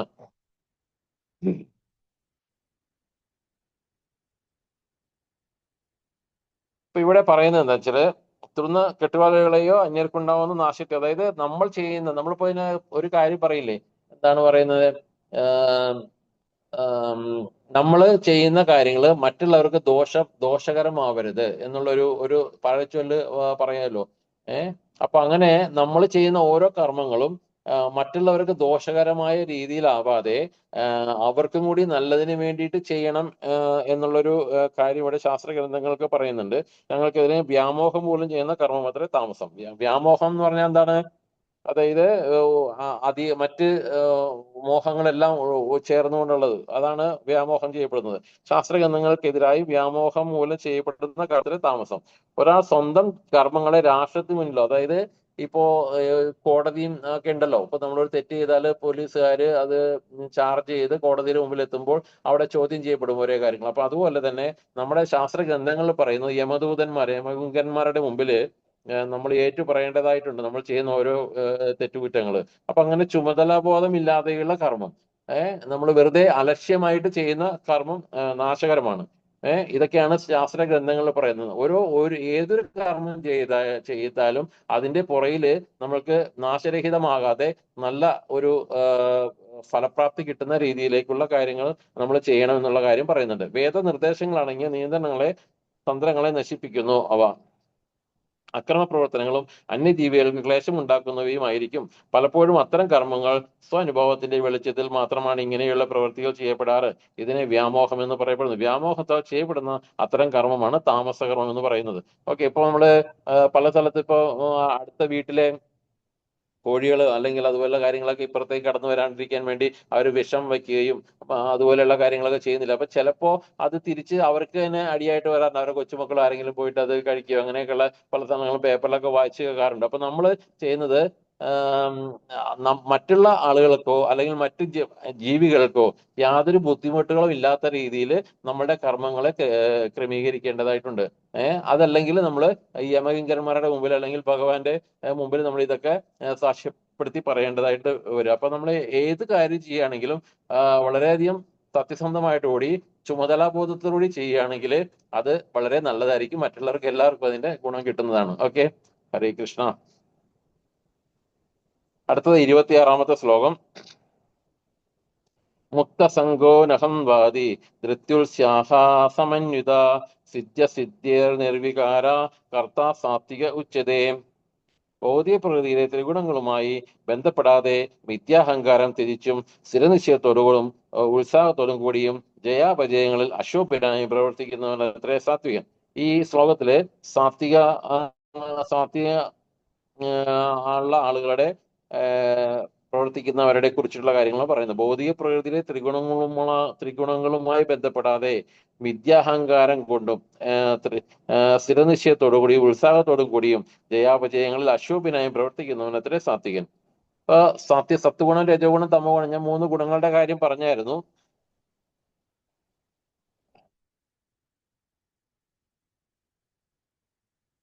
അപ്പോ ഇവര് നമ്മള് സത്യഗുണത്തിലുള്ള ആൾക്കാര് നമ്മൾ സുഖം വന്നാലും ദുഃഖം വന്നാലും അവർക്ക് അതിൽ യാതൊരു സങ്കോചമോ പരിഭവമോ ഉണ്ടാവില്ല. അവര് സ്ഥിതപ്രജ്ഞന്മാരായിരിക്കും. അപ്പോ ആ രീതിയിലുള്ള ഒരു കർമ്മമാണ് അവർ ചെയ്യുന്നത്. ത്രിഗുണങ്ങളുമായി ബന്ധപ്പെടാതെ തെറ്റും അഹങ്കാരം നിശ്ചയത്തോടും, അതായത് എന്താണ് സ്ഥിരനിശ്ചയം, ഇനി അല്ലെങ്കിൽ ഭഗവാന്റെ ചെയ്യണം, ഭഗവാന്റെ സേവനം ചെയ്യാനുള്ള ഒരു ദൃഢമായ വിശ്വാസം, ദൃഢമായ തീരുമാനം അവരെടുത്തിട്ടുണ്ടാവും. അപ്പൊ അങ്ങനെ അതിനു വേണ്ടി ഉത്സാഹത്തോടു കൂടിയും ജയാപജയങ്ങളിൽ അശോഭിനായും, അതായത് നമ്മളെ എന്തെങ്കിലും ഒരു കാര്യത്തിൽ നമ്മൾ ഏർപ്പെട്ട് കഴിഞ്ഞാൽ അതിൽ ജയമോ പരാജയമോ ഉണ്ടായേക്കാം. പക്ഷെ അതൊന്നും അവരെ സംബന്ധിച്ച് അത് ജയമുണ്ടായാൽ അമിതമായ സന്തോഷവും, അത് തോൽവി ഉണ്ടായാൽ അതിൽ ദുഃഖിക്കുകയും ചെയ്യുന്ന ആളുകളല്ല ഈ സാത്വിക സ്വഭാവത്തിലുള്ളവര്. അവർക്കറിയാം കാര്യങ്ങൾ എങ്ങനെയൊക്കെയാണ് ഏതൊക്കെയാണെന്നുള്ള രീതിയിൽ. അപ്പൊ അങ്ങനെ അശോഭനായി പ്രവർത്തിക്കുന്നവന് അത്ര സാത്വികൻ. അപ്പൊ സാത്വിക ഗുണത്തിലുള്ള ആളുകള് വളരെ ശാന്തരും എല്ലാത്തിനും സ്ഥിതപ്രജ്ഞനായിരിക്കും. അവരുടെ മനസ്സ് എപ്പോഴും സ്ഥിതപ്രജ്ഞ രീതിയിലായിരിക്കും. എന്തൊക്കെ വന്നാലും, ഏതെല്ലാം രീതിയിലുള്ള ബുദ്ധിമുട്ടുകൾ വന്നാലും സന്തോഷം വന്നാലും അവര് അതിനെ ആ രീതിയിലാണ് അവർ കാണുക. അപ്പൊ അങ്ങനെയുള്ള ആൾക്കാരാണ് ഈ സാത്വിക സ്വഭാവത്തിലുള്ള ആളുകൾ. ഓക്കെ. കൃഷ്ണബോധന മനുഷ്യൻ എപ്പോഴും ഭൗതിക പ്രകൃതിയിലെ ത്രിഗുണങ്ങൾക്ക് അതീതമായിരിക്കും. തനിക്കായി നിർദ്ദേശിച്ചിട്ടുള്ള കർമ്മങ്ങളെപ്പറ്റി ഫലത്തെപ്പറ്റി അയാൾക്ക് ഉത്കണ്ഠയില്ല. വിദ്യാഹങ്കാരത്തിനും ദുരഭിമാനത്തിനും അതീതനാണ് അയാൾ. എങ്കിലും ഉത്സാഹത്തോടെ ഉറച്ചു നിന്ന് അയാൾ തന്റെ പ്രവൃത്തി നിർവഹിക്കും. അതിനു വേണ്ടുന്ന ക്ലേശങ്ങളെപ്പറ്റി പെടുകയുമില്ല. ജയാപജയങ്ങളെ കാര്യമായി എടുക്കാതെ അയാൾ എപ്പോഴും ഉത്സാഹിയായിരിക്കും. സന്തോഷ സന്താപങ്ങളെ ഒരേ വിധത്തിൽ കൈക്കൊള്ളുന്ന ഈ കർത്താവാണ് സാത്വികൻ എന്ന് പറയുന്നത്. അപ്പൊ ഞാൻ നേരത്തെ പറഞ്ഞ പോലെ തന്നെ അവര് എപ്പോഴും സ്ഥിതപ്രജ്ഞൻ എന്നുള്ള രീതിയിലായിരിക്കും അവരുടെ എല്ലാ പ്രവൃത്തികളും. ദുഃഖം വന്നാലും സുഖം വന്നാലും എല്ലാം അവര് ഒരേ രീതിയിൽ കാണുന്നു. ഓക്കെ. ഹരേ കൃഷ്ണ. ശ്ലോകം നമ്പർ 27. രാഗി കർമ്മഫല പ്രോപ്സോർ ലുബ്ധോ ഹിംസാത്മകോ ശുചി ഹർഷ ശോകാന്വിത കർത്ത രാജസ പരികീർത്തിത. രാഗി രാഘവാനായി, കർമ്മഫല പ്രോപ്സു കർമ്മഫലങ്ങളിൽ അത്യന്തം അഭിനിവേശമുള്ളവനായി, ലുബ്ധ ലോപയുക്തനായി, ഹിംസാത്മക ഹിംസ സ്വഭാവനായി, അശുചി മനഃശുദ്ധിഹീനനായി, ഹർഷശോകാന്വിത സുഖദുഃഖങ്ങൾക്ക് അതീതനായിരിക്കുന്ന കർത്താവ് രാജസനെന്ന് പരികീർത്തതയെ പറയപ്പെടുന്നു. പ്രവൃത്തിയിലും അതിന്റെ ഫലങ്ങളിലും ആസക്തനും, ഫലങ്ങൾ അനുഭവിക്കാൻ ആഗ്രഹമുള്ളവനും, ലോഭിയും ശാലുവും വിശുദ്ധിയില്ലാത്തവനും, സുഖദുഃഖങ്ങളാൽ ബാധിതനുമായ കർത്താവ് അത്രേ രാജസൻ. ഭൗതികതയോടോ വീട്, കുടുംബം, ഭാര്യ, പുത്രാദികൾ ഇവരോടോ അത്യന്തം മമത ഉള്ളത് കൊണ്ടാണ് ഒരാൾക്ക് പ്രത്യേക പ്രവൃത്തിയിലും അതിൻ ഫലത്തിലും വലുതായ താല്പര്യം ഉണ്ടാകുന്നത്. ഇത്തരത്തിലുള്ളവർക്ക് ജീവിതത്തെ ഉത്കൃഷ്ട നിലയിലേക്ക് എത്തിക്കണമെന്ന് ആഗ്രഹം ഉണ്ടാവാറില്ല. എന്താണ് ഈ ഉത്കൃഷ്ട നിലയിൽ എത്തിക്കണമെന്ന് ആഗ്രഹം ഉണ്ടാവാറില്ല എന്ന് പറയുന്നത്? ഉത്കൃഷ്ട എന്ന് പറയുന്നത് എന്താണ്? അതായത് അവർക്ക് യഥാർത്ഥ ജ്ഞാനം ലഭിച്ചിട്ടില്ല. യഥാർത്ഥ ജ്ഞാനം എന്ന് പറഞ്ഞാൽ എന്താണ്? നമ്മള് മരണശേഷം നമ്മളുടെ ആത്മാവ് വേറൊരു ജീവിയിലേക്ക് അല്ലെങ്കിൽ വേറൊരു ശരീരത്തിലേക്ക് കിടക്കുന്നത് 84 ലക്ഷം ജീവജാലങ്ങൾ ഉണ്ടെന്നാണ് ശാസ്ത്ര ഗ്രന്ഥങ്ങളിൽ പറയുന്നത്. 84 lakh species in the world. 84 ലക്ഷം ജീവജാലങ്ങൾ. അത് ഭൂമിയിൽ ജീവിക്കുന്നവരുണ്ടാവും, ആകാശത്ത് ജീവിക്കുന്നവരുണ്ടാവും, ഭൂമിയുടെ താഴെ ജീവിക്കുന്നവരുണ്ടാവും, വെള്ളത്തിൽ ജീവിക്കുന്നവരുണ്ടാവും. അപ്പൊ ഇത് എല്ലാം കൂടി ചേർത്തിട്ട് 84 lakhs സ്പീഷീസ് ആണ് ഉള്ളത്. അപ്പോൾ അങ്ങനെ നമ്മുടെ ദേഹാന്തര പ്രാപ്തി, നമ്മുടെ ശരീരത്തില് ആ ആത്മാവിന് കുടികൊള്ളാൻ പറ്റാത്തൊരവസ്ഥ വരുമ്പോൾ ഈ ശരീരത്തെ മാറ്റിയിട്ട് വേറൊരു ശരീരത്തിലേക്ക് നമ്മൾ മാറ്റപ്പെടുന്നു. ആ ഒരു പ്രക്രിയയെ കുറിച്ചിട്ടുള്ളതും അപ്പൊ അങ്ങനെയുള്ള താല്പര്യം ഉണ്ടാകും. ഇത്തരത്തിലുള്ള ജീവിതത്തെ അതിന്റെ ഫലത്തിലും വലുതായ താല്പര്യം ഉണ്ടാകുന്നു. അത്തരത്തിലുള്ളവർക്ക് ജീവിതത്തിൽ ഉത്കൃഷ്ട നിലയിൽ എത്തിക്കണം എന്ന് ആഗ്രഹം ഉണ്ടാവാറില്ല. അതാണ് ഈ ഉത്കൃഷ്ട എന്ന് പറയുന്നത്. നമ്മുടെ ആത്മാവിനെ ഭഗവാന്റെ അടുത്തേക്ക് എത്തിക്കാൻ വേണ്ടിയിട്ടുള്ള, അതാണ് ആ ഉത്കൃഷ്ട സ്വഭാവം എന്ന് പറയുന്നത്. അപ്പൊ ഉത്കൃഷ്ടയിൽ എത്തിക്കണം എന്ന് ആഗ്രഹം ഉണ്ടാവാറില്ല. അവരെ സംബന്ധിച്ച് ഭൗതികമായിട്ടുള്ള വീട്, കാറ്, നല്ല ഭാര്യ, നല്ല ജീവിതം, അല്ലെങ്കിൽ നമ്മുടെ ഇന്ദ്രിയങ്ങളെ ആസ്വദിക്കാനുള്ള ആ ഒരു കാര്യങ്ങളെല്ലാം നമ്മൾ നേടുക, പിന്നെ കുട്ടികളെ നല്ല രീതിയിൽ വിദ്യാഭ്യാസം ചെയ്യിപ്പിക്കുക, ഇത് ഇങ്ങനെയുള്ള കാര്യങ്ങളിലാണ് അവരുടെ ശ്രദ്ധ മുഴുവനും നടക്കുന്നത്. പക്ഷെ ഉത്കൃഷ്ടമായ ഒരു ജീവിതത്തിലേക്ക് അവരെ സംബന്ധിച്ച് അവർക്ക് താല്പര്യമില്ല. അപ്പൊ അതാണ് ഈ ഉത്കൃഷ്ട നിലയിൽ എത്തിക്കണമെന്ന് ആഗ്രഹം ഉണ്ടാവാറില്ല എന്ന് പറയുന്നത്. ഇഹലോക ജീവിതത്തിൽ ഭൗതിക സുഖാനുഭൂതികൾക്കെല്ലാം ആവുന്നത്ര സൗകര്യങ്ങൾ ലഭിക്കണമെന്നേ ഉള്ളൂ ഉദ്ദേശം. പൊതുവെ ഇവർ അത്യാഗ്രഹികളായിരിക്കും. ഇങ്ങനെയുള്ള ഒരാൾ തന്റെ നേട്ടങ്ങൾ ശാശ്വതങ്ങളാണെന്നും അവ ഒരിക്കലും നഷ്ടപ്പെടാവുന്നവല്ലെന്നും കരുതും. അന്യരോട് വിശാലുവായിരിക്കും. തന്റെ ഇന്ദ്രിയ സുഖാഭാവങ്ങൾക്ക് വേണ്ടി എന്ത് പാപവും ചെയ്യും. അതുകൊണ്ട് അശുദ്ധനാണ് അയാൾ. തന്റെ സമ്പാദ്യം മലിനമോ എന്ന് അയാൾക്ക് ഒരു പ്രശ്നമേ ഇല്ല. താൻ ചെയ്യുന്ന പ്രവൃത്തി സഫലമായാൽ അയാൾ അത്യന്തം സന്തോഷിക്കും. അത് വിഫലമായാൽ വളരെയധികം ദുഃഖിക്കുകയും ചെയ്യും. ഈ കർത്താവ് രാജസൻ എന്ന് പറയപ്പെടുന്നു. അപ്പൊ ഇങ്ങനെയുള്ള ആളുകൾ, അപ്പോൾ അത് ഇങ്ങനെയുള്ള ആളുകൾ അത്യാഗ്രഹികളായിരിക്കും. അവര് ഉണ്ടാക്കുന്ന പൈസ അത് സാത്വിക രീതിയിലാണോ അല്ലെങ്കിൽ സത്വഗുണത്തിലുള്ള രീതിയിലുള്ള പൈസ ആയിരിക്കില്ല അവരുണ്ടാക്കുന്നത്. അവരെ സംബന്ധിച്ച് അവർക്ക് പൈസ വേണം. ആ പൈസ അവർക്ക് ആസ്വാദനത്തിന് വേണ്ടിയിട്ടാണ് അവർ ആ പൈസ ഉപയോഗിക്കുന്നത്. സ്വന്തം ഭാര്യയ്ക്ക് വേണ്ടിയിട്ടും കുട്ടികൾക്ക് വേണ്ടിയിട്ടും സ്വന്തം ഇന്ദ്രിയ സംതൃപ്തിക്ക് വേണ്ടി സ്വന്തം വീട്, കാറ്, ബംഗ്ലാവ്, അല്ലെങ്കിൽ അവരുടെ ജീവിത നിലവാരം, ഫുഡ്, അതുപോലെയുള്ള കാര്യങ്ങളെല്ലാം ചെലവാക്കാൻ വേണ്ടിയിട്ടാണ് അവർ ഈ പൈസ ഉണ്ടാക്കുന്നത്. അപ്പൊ ഏത് രീതിയിൽ വേണമെങ്കിലും അവർ പൈസ ഉണ്ടാക്കും. സാത്വികമായ രീതിയിലാവണമെന്നുമില്ല. അവരെ സംബന്ധിച്ച് അവർക്ക് അവരുടെ ജീവിതം ആസ്വദിക്കണം. അപ്പൊ അത് ഉത്കൃഷ്ട നിലയിലേക്ക് അവരുടെ ആത്മാവിനെ എത്തിക്കാനുള്ള ഒരു നോളജ് അല്ലെങ്കിൽ ആ ഒരു അറിവ് അവർക്ക് ലഭിച്ചിട്ടില്ല. അവരെ സംബന്ധിച്ച് അവർക്ക് സന്തോഷമായിട്ട് ജീവിക്കുക എന്നുള്ളൊരു കാര്യം മാത്രമാണ് അവരെ സംബന്ധിച്ചിട്ടുള്ളത്. ഓക്കെ, ഇങ്ങനെയുള്ള ഈ ആളുകളാണ് കർത്താവ് രാജസ് എന്ന് പറയപ്പെടുന്നത്. രാജസ സ്വഭാവികളായ ആളുകൾ ഇങ്ങനെയുള്ള ആളുകളാണെന്ന് പറയപ്പെടുന്നത്. ഓക്കെ, ശ്ലോകം നമ്പർ 28. അയുക്ത പ്രാകൃത ശബ്ദോ ഷഡോ നൈഷ്കൃതികോല്ലസ വിഷാദി ദീർഘസൂത്രീ ച കർത്ത താമസ ഉച്യതേ. യുക്ത ഭേദവിഹിതങ്ങളല്ല കർമ്മത്തിൽ വ്യാപൃതനും, പ്രാകൃത ഭൗതികതയിൽ താല്പര്യമുള്ളവനും, ശബ്ദ അനമ്രചനും, ഷഡനും വഞ്ചകനും, നൈഷ്കൃതിക ഉപദ്രവിയും, അലസനും, വിഷാദി ലോകശീലനും, ദീർഘസൂത്രനും, ഇന്ന് ചെയ്യേണ്ട നാളത്തേക്ക് മാറ്റിവെക്കുന്നവനും ആയ കർത്താവ് താമസ സ്വഭാവക്കാരൻ ആണെന്ന് ഉച്ചതയെ പറയപ്പെടുന്നു. എപ്പോഴും ശാസ്ത്ര നിഷിദ്ധങ്ങളായ കർമ്മങ്ങളിൽ ഏർപ്പെടുന്ന അവനും, ഭൗതികവാദിയും, ദുർവാശിക്കാരനും, ചതിയനും, മറ്റുള്ളവരെ അപമാനിക്കുന്നതിൽ സമർത്ഥനും, അലസനും, ദുഃഖിതനും, കർത്തവ്യം നീട്ടിക്കൊണ്ടുപോകുന്നവനുമായ ഒരാളെ താമസി എന്ന് പറയപ്പെടുന്നു. ഏതെല്ലാം കർമ്മങ്ങളാണ് ചെയ്യേണ്ടതെന്നും ഏതെല്ലാമാണ് ചെയ്യരുതാത്തതെന്നും ശാസ്ത്ര ഗ്രന്ഥങ്ങൾ നിർദ്ദേശിച്ചിട്ടുണ്ട്. അവയെ അവഗണിക്കുന്നവരാണ് അരുതാത്ത കർമ്മങ്ങൾ ചെയ്യുന്നത്. സാധാരണയായി അക്കൂട്ടർ ഭൗതികവാദികളായിരിക്കും. പ്രകൃതി ഗുണങ്ങൾക്കനുസരിച്ചാണ് പ്രാമാണിക ഗ്രന്ഥങ്ങളുടെ നിർദ്ദേശങ്ങൾക്കനുസരിച്ചിട്ടല്ല അവർ പ്രവർത്തിക്കുന്നത്. സൗമ്യത കുറയും. പൊതുവെ കൗശലക്കാരും പരദൂഷണത്തിൽ സമർത്ഥരുമായിരിക്കും. അലസരാണവർ. തങ്ങളുടെ കർത്തവ്യം വേണ്ടുവിധം ഇല്ലെന്നില്ല, പിന്നേക്ക് നീട്ടിവെക്കുകയും ചെയ്യും. അവർ പൊതുവെ വിഷണരായി കാണപ്പെടുന്നു. 1 മണിക്കൂർ കൊണ്ട് പൂർത്തിയാക്കാവുന്ന പ്രവൃത്തി അവർ നീട്ടിക്കൊണ്ടുപോകും. ഇക്കൂട്ടരാണ് താമസ സ്വഭാവക്കാർ. ഇവിടെ സത്വഗുണം, രജോഗുണം, തമോ ഗുണം, ഇങ്ങനെ 3 ഗുണങ്ങളെ കൂട്ടി ഞാൻ പറഞ്ഞായിരുന്നു. അപ്പൊ അതില് താമസ സ്വഭാവത്തിലുള്ള ആളുടെ സ്വഭാവമാണ് ഇവിടെ ഈ ശ്ലോകത്തില് ഭഗവാൻ പറഞ്ഞിട്ടുള്ളത്. പിന്നെ പഠിക്കുന്നത് 28.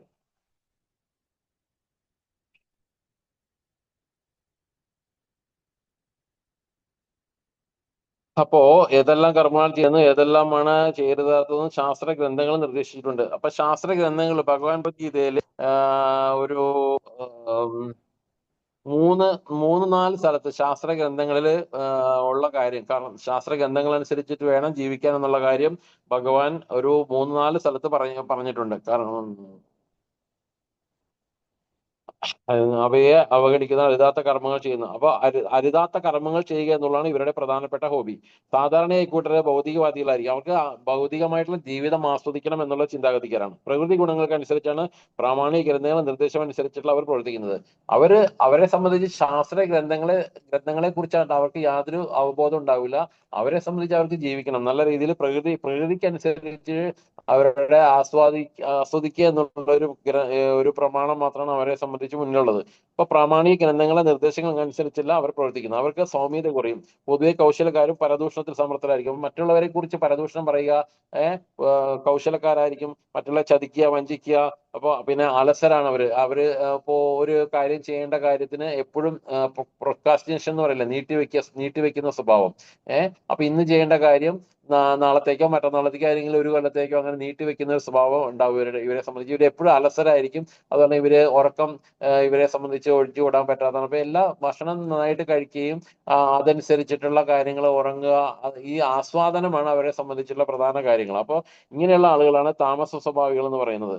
പിന്നെ പൊതുവെ വിഷണ്ണരായി കാണപ്പെടുന്നു. മണിക്കൂർ കൊണ്ട്, അപ്പൊ ചെറിയ ഒരു മണിക്കൂർ കൊണ്ട് പൂർത്തിയാക്കേണ്ടുന്ന കാര്യങ്ങൾ ഇവര് വളരെയധികം മണിക്കൂറുകൾ എടുത്തോട്ടായിരിക്കും ഈ കൂട്ടര് പൂർത്തിയാക്കുന്നത്. പിന്നെ എല്ലാം നീട്ടിവെക്കുന്ന സ്വഭാവം, പിന്നെ മറ്റുള്ളവർ ചതിക്കാനുള്ള ഒരു പ്രവണത, ഇങ്ങനെയുള്ള കാര്യങ്ങളൊക്കെ ചെയ്യുന്ന ആൾക്കാരാണ് ഈ പറയുന്ന പോലെ തമോ ഗുണത്തിലുള്ള ആളുകൾ. ഓക്കെ, പിന്നെ ശ്ലോകം നമ്പർ 29.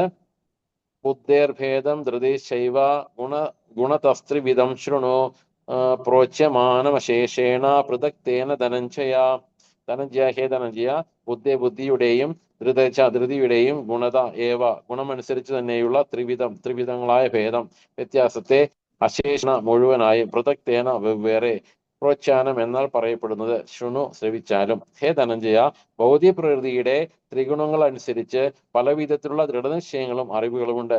ഇവയൊക്കെ കുറിച്ച് വിവരിച്ചു തരാൻ കേട്ടോളൂ.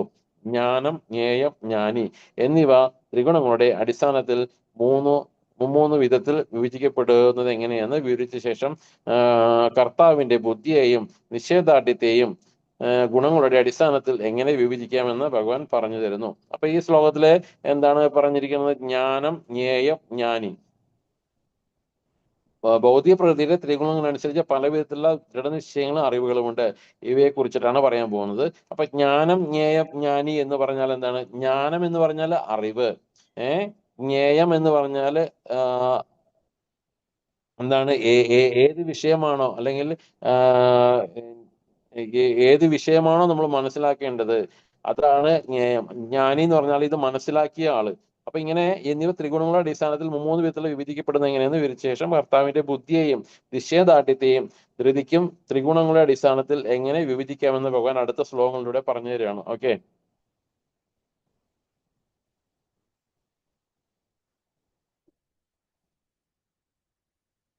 പിന്നെ പ്രവൃത്തിഞ്ച നിവൃത്തിഞ്ച കാര്യേശഭയാഭയേ ബന്ധം മോശം ചയാവേത്തി ബുദ്ധി സാപാർത്ഥ സാത്വികി. പാർത്ഥ, ഹേ പാർത്ഥ, പ്രവൃത്തിയെയും നിവൃത്തിയെയും കാര്യങ്ങളെയും കർത്തവ്യങ്ങളെയും ഭയാഭയങ്ങളെയും ബന്ധത്തെയും മോക്ഷത്തെ പറ്റിയും യാതൊരു ബുദ്ധി വേത്തി അറിയുന്നു. ആ ബുദ്ധി സാത്വികമാവുന്നു.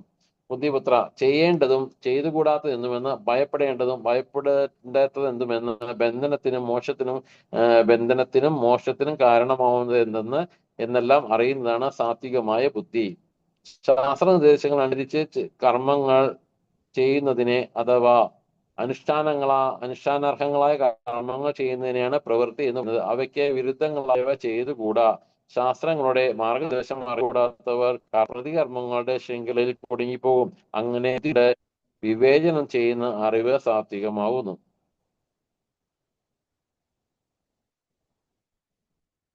ഇപ്പൊ ഇവിടെ നമ്മുടെ സാത്വിക ബുദ്ധിയെ കുറിച്ചിട്ടാണ് പറയുന്നത്. ഈ ഭഗവാൻ നമുക്ക് ഭഗവത്ഗീതയിൽ പറഞ്ഞു തരുന്നുണ്ട്, ഒരാളുടെ മനസ്സാണ് ആ വ്യക്തിയുടെ കൂട്ടുകാരനും അല്ലെങ്കിൽ വിരോധിയുമായിട്ട് വരുന്നത്. ആ ഒരു ശ്ലോകം ഭഗവത്ഗീതയിൽ ഭഗവാൻ പറയുന്നുണ്ട്.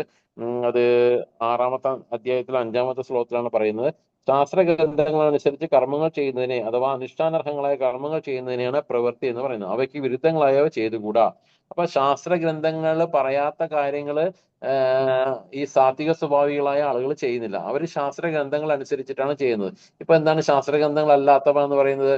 ഇപ്പോ മത്സ്യമാംസാദികളുടെ വിപണനവും അവർ കഴിക്കുന്നതും, പിന്നെ കഞ്ചാവ്, ചരസ് പോലെയുള്ള കാര്യങ്ങൾ ഉപയോഗിക്കുന്നതും, അതിലൂടെ കിട്ടുന്ന വരുമാനങ്ങള്, പിന്നെ എന്താണ് ജീവികളെ കൊന്നു തിന്നുന്ന അങ്ങനെ ജോലികളൊക്കെ ചെയ്യുന്ന, അല്ലെങ്കിൽ മത്സ്യം പിടിച്ച് ഉപജീവന മാർഗം കഴിക്കുന്ന, അപ്പൊ ഇങ്ങനെയുള്ള കാര്യങ്ങളൊക്കെ ശാസ്ത്രവിഹിതങ്ങളല്ലാത്ത കാര്യങ്ങളാണ്. അപ്പൊ അതെല്ലാം ഒഴിവാക്കി ശാസ്ത്ര ഗ്രന്ഥങ്ങളിൽ പറയുന്ന കാര്യങ്ങൾ മാത്രമാണ് സാത്വിക സ്വഭാവികളായ ആളുകൾ ചെയ്യുന്നത്.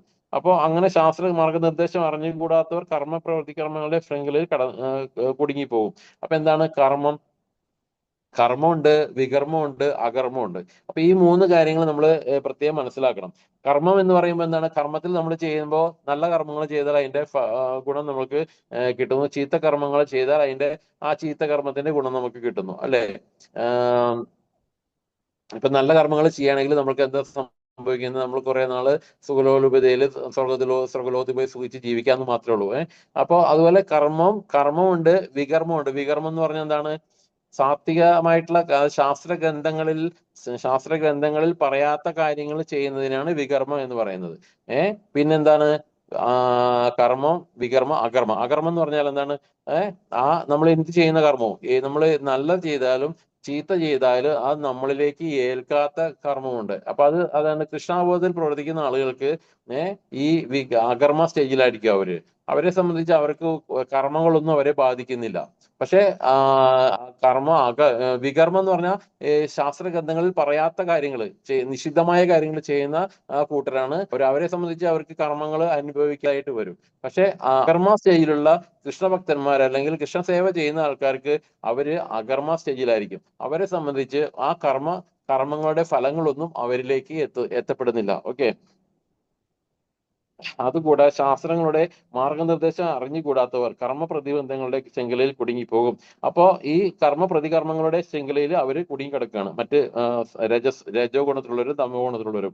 അങ്ങനെ ബുദ്ധി കൊണ്ട് വിവേചനം ചെയ്യുന്ന അറിവ് സാത്വികമാവുന്നു. അപ്പൊ നമ്മുടെ ബുദ്ധി ഉപയോഗിച്ചിട്ട് നമ്മൾ ശാസ്ത്ര ഗ്രന്ഥങ്ങളിൽ പറഞ്ഞിരിക്കുന്ന കർമ്മങ്ങൾ ചെയ്യുക എന്നുള്ളതാണ് സാത്വികരായിട്ടുള്ള ആളുകളുടെ സ്വഭാവം. ഓക്കെ. ഹരേ കൃഷ്ണ. യയാ ധർമ്മം ച കാര്യം ചാകര്യമേവ ച അയഥാവത് പ്രജാനാതി ബുദ്ധി സാ പാർത്ഥ രാജസി. പാർത്ഥ, ഹേ പാർത്ഥ, യയാ യാതൊരു ബുദ്ധി കൊണ്ട് ധർമ്മത്തെയും അധർമ്മത്തെയും കാര്യം പ്രവർത്തത്തെയും അകാര്യം ഏവച അകാര്യത്തെയും അയഥാവത് ശരിയായിട്ടില്ലാത്ത പ്രജാനതി അറിയുന്നു. സബുദ്ധി, ആ ബുദ്ധി രാജസിയാകുന്നു.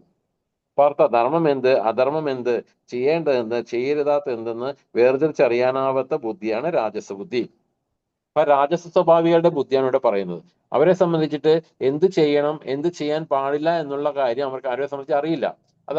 അത് പക്ഷെ അത് ശാസ്ത്ര ഗ്രന്ഥങ്ങളിൽ ഭഗവാൻ 3-4 സ്ഥലത്ത് പറയുന്നുണ്ട്. 16-ാമത്തെ അധ്യായത്തില് 23, 24 അങ്ങനെ ശ്ലോകങ്ങളിലൊക്കെ പറയുന്നുണ്ട്.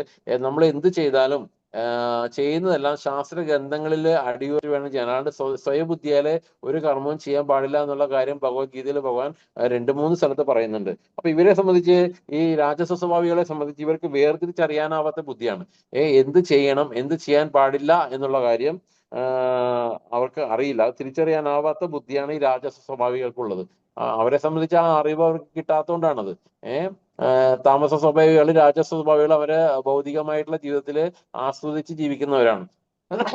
പക്ഷെ സാത്വികരായ ആളുകള് ഇതെല്ലാം തിരിച്ചറിഞ്ഞ് അവരുടെ മനസ്സിനെ അവര് കൺട്രോൾ ചെയ്ത് മനസ്സിനെ നല്ല രീതിയിൽ സാത്വിക സ്വഭാവത്തിലുള്ള ആ ഗുണങ്ങളുള്ള കർമ്മങ്ങളിലും അതനുസരിച്ചുള്ള ഭഗവാന്റെ സേവനത്തിലും ഏർപ്പെടുന്നതുകൊണ്ട് അവരെ സംബന്ധിച്ച് അത് പ്രശ്നമില്ല. പക്ഷെ ഈ രാജസ സ്വഭാവികള് ഈ ധർമ്മം എന്ത് അധർമ്മം എന്ത്, ചെയ്യാൻ പാടില്ലാത്ത എന്ത്, ചെയ്യാൻ പറ്റുന്നത് എന്തെന്നുള്ളതിനെ കുറിച്ചുള്ള അറിവുകളൊന്നുമില്ല.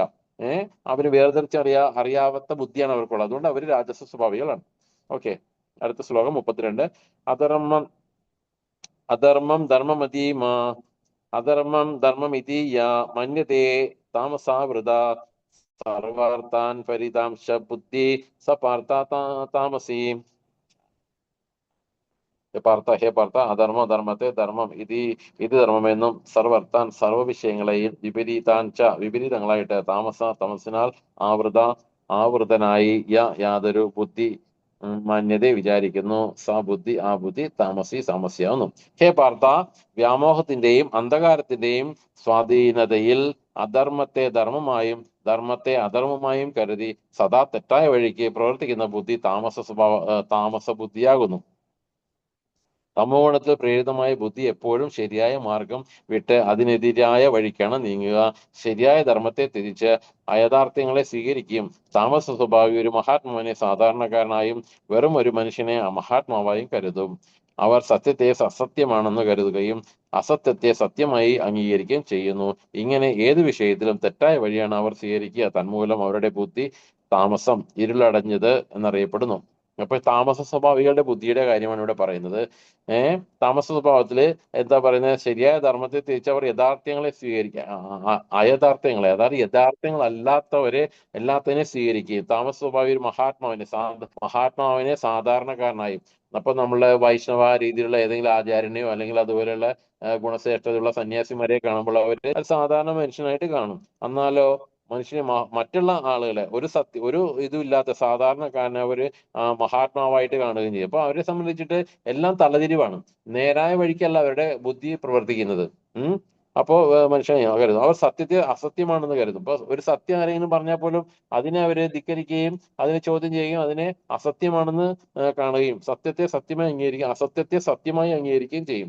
അപ്പൊ എല്ലാത്തിനും തലയിക്കണം പാട് അല്ലെങ്കിൽ തലതിരിഞ്ഞ രീതിയിലുള്ള ബുദ്ധി പ്രയോഗിച്ച് കർമ്മം ചെയ്യുന്ന ആളുകള് അവരുടെ വഴി തെറ്റായ വഴിയാണ് സ്വീകരിക്കുക. തന്മൂലം അവരുടെ ബുദ്ധി താമസ സ്വഭാവം ഇരുളടഞ്ഞ ബുദ്ധിയാണ് അവരുടെ. അതാണ് താമസ സ്വഭാവക്കാരുടെ ബുദ്ധി. എല്ലാത്തിനും തലതിരിവാണ്.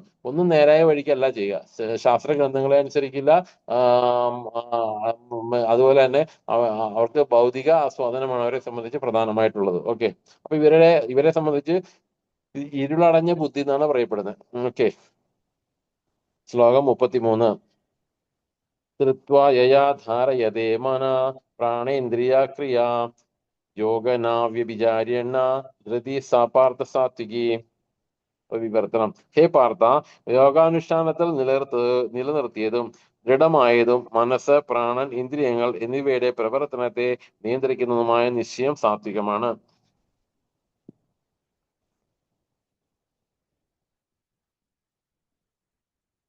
എന്താണ് ഇതിനകത്ത് പറയുന്നത് വെച്ചാല്, ഹേ പാർത്ഥ, യോഗാനുഷ്ഠാനത്തിൽ നിലനിർത്തിയതും ദൃഢമായതും മനസ്സ്, പ്രാണ, ഇന്ദ്രിയങ്ങൾ എന്നിവയുടെ പ്രവർത്തനത്തെ നിയന്ത്രിക്കുന്നതുമായ നിശ്ചയം സാത്വികമാണ്. പരമജ്ഞാനത്തിനുള്ള ഒരു മാർഗമാണ് യോഗം. സ്ഥിരനിശ്ചയത്തോടെ മനസ്സിന്റെയും പ്രാണന്റെയും ഇന്ദ്രിയങ്ങളുടെയും പ്രവർത്തനങ്ങളെല്ലാം നിരന്തരം പരമാത്മാവിൽ കേന്ദ്രീകരിക്കുന്നവൻ കൃഷ്ണബോധത്തിൽ മുഴുകുന്നു. അത്തരത്തിലുള്ള നിശ്ചയദാർഢ്യം സാത്വികവുമാണ്. അവ്യവിചാരിണ എന്ന വാക്കിവിടെ സാരവത്താണ്. കൃഷ്ണബോധത്തിൽ മൊഴിയവരെ മറ്റു പ്രവർത്തികൾ ഒരിക്കലും അതിൽ നിന്ന് വ്യതിചലിപ്പിക്കില്ലെന്ന് അത് സൂചിപ്പിക്കുന്നു.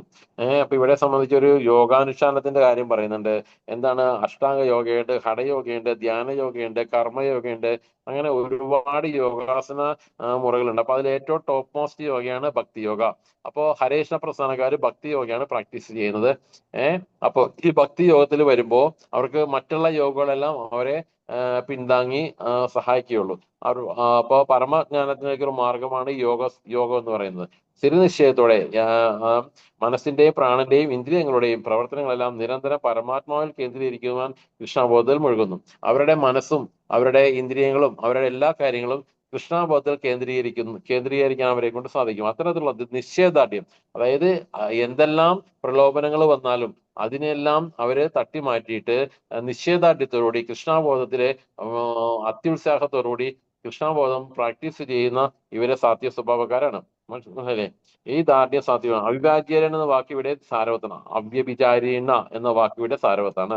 കൃഷ്ണബോധത്തിൽ മൊഴിയവരെ മറ്റു പ്രവൃത്തികൾ ഒരിക്കലും അതിൽ നിന്ന് വ്യതിചലിപ്പിക്കില്ലെന്ന് അത് സൂചിപ്പിക്കുന്നു. അപ്പൊ കൃഷ്ണബോധത്തില് അടിയുറച്ച് വിശ്വസിക്കുന്നവരെ സംബന്ധിച്ച് എന്തെല്ലാം പ്രലോഭനങ്ങൾ ഉണ്ടായാലും അവർ അതിനെല്ലാം തട്ടി മാറ്റിയിട്ട് അവരുടെ ബോധം, സാത്വികമായ ബോധത്തോടുകൂടി അവരെപ്പോഴും കൃഷ്ണനെ ധ്യാനിച്ചുകൊണ്ടിരിക്കുന്നു. അതാണ് മറ്റ് യോഗാസന മുറകളിൽ നിന്നെല്ലാം വ്യത്യസ്തമായിട്ട് ഭക്തി യോഗയാണ് ടോപ്പ് മോസ്റ്റ് യോഗ. ഭക്തി യോഗ പ്രാക്ടീസ് ചെയ്യുമ്പോൾ ഇവർ മറ്റുള്ള പ്രലോഭനങ്ങളൊന്നും ഇവരെ യേശില്ല. ഓക്കെ, അപ്പൊ ഇങ്ങനെയുള്ള ആളുകളാണ് സാത്വിക സ്വഭാവികളെന്ന് പറയപ്പെടുന്നത്. ഓക്കെ, ശ്ലോകം നമ്പർ 34. യയാതു ധർമ്മകാമാർത്താൻ ധൃധാധാരയതേർജുന പ്രസംഖ്യേന ഫലകാക്ഷി ധൃതി സപാർത്ഥ രാജസീം. അല്ലയോ അർജുന, ഏതൊരു നിശ്ചയം കൊണ്ടാണോ മനുഷ്യൻ ധർമ്മം, അർത്ഥം, കാമം എന്നിവയെ സ്വീകരിക്കുന്നത് അവയിലുള്ള അത്യാസക്തി കൊണ്ട് ഫലകാംക്ഷിയായി തീരുന്നത് ആ നിശ്ചയം രാജസമാകുന്നു. മതപരവും സാത്വികവുമായ മേഖലകളിൽ ഫലോദിഷ്ട കർമ്മങ്ങളിൽ വ്യാപൃതനും ഇന്ദ്രിയ സന്ദർഭത്തിൽ മാത്രം സുഖം കണ്ടെത്തുന്നവനും മനസ്സ്, ഇന്ദ്രിയങ്ങൾ, പ്രാണൻ എന്നിവയെ ഈ വിധത്തിൽ വ്യാപരിക്കുന്നവനും രജോ ഗുണത്തിൽ വർത്തിക്കുന്നു.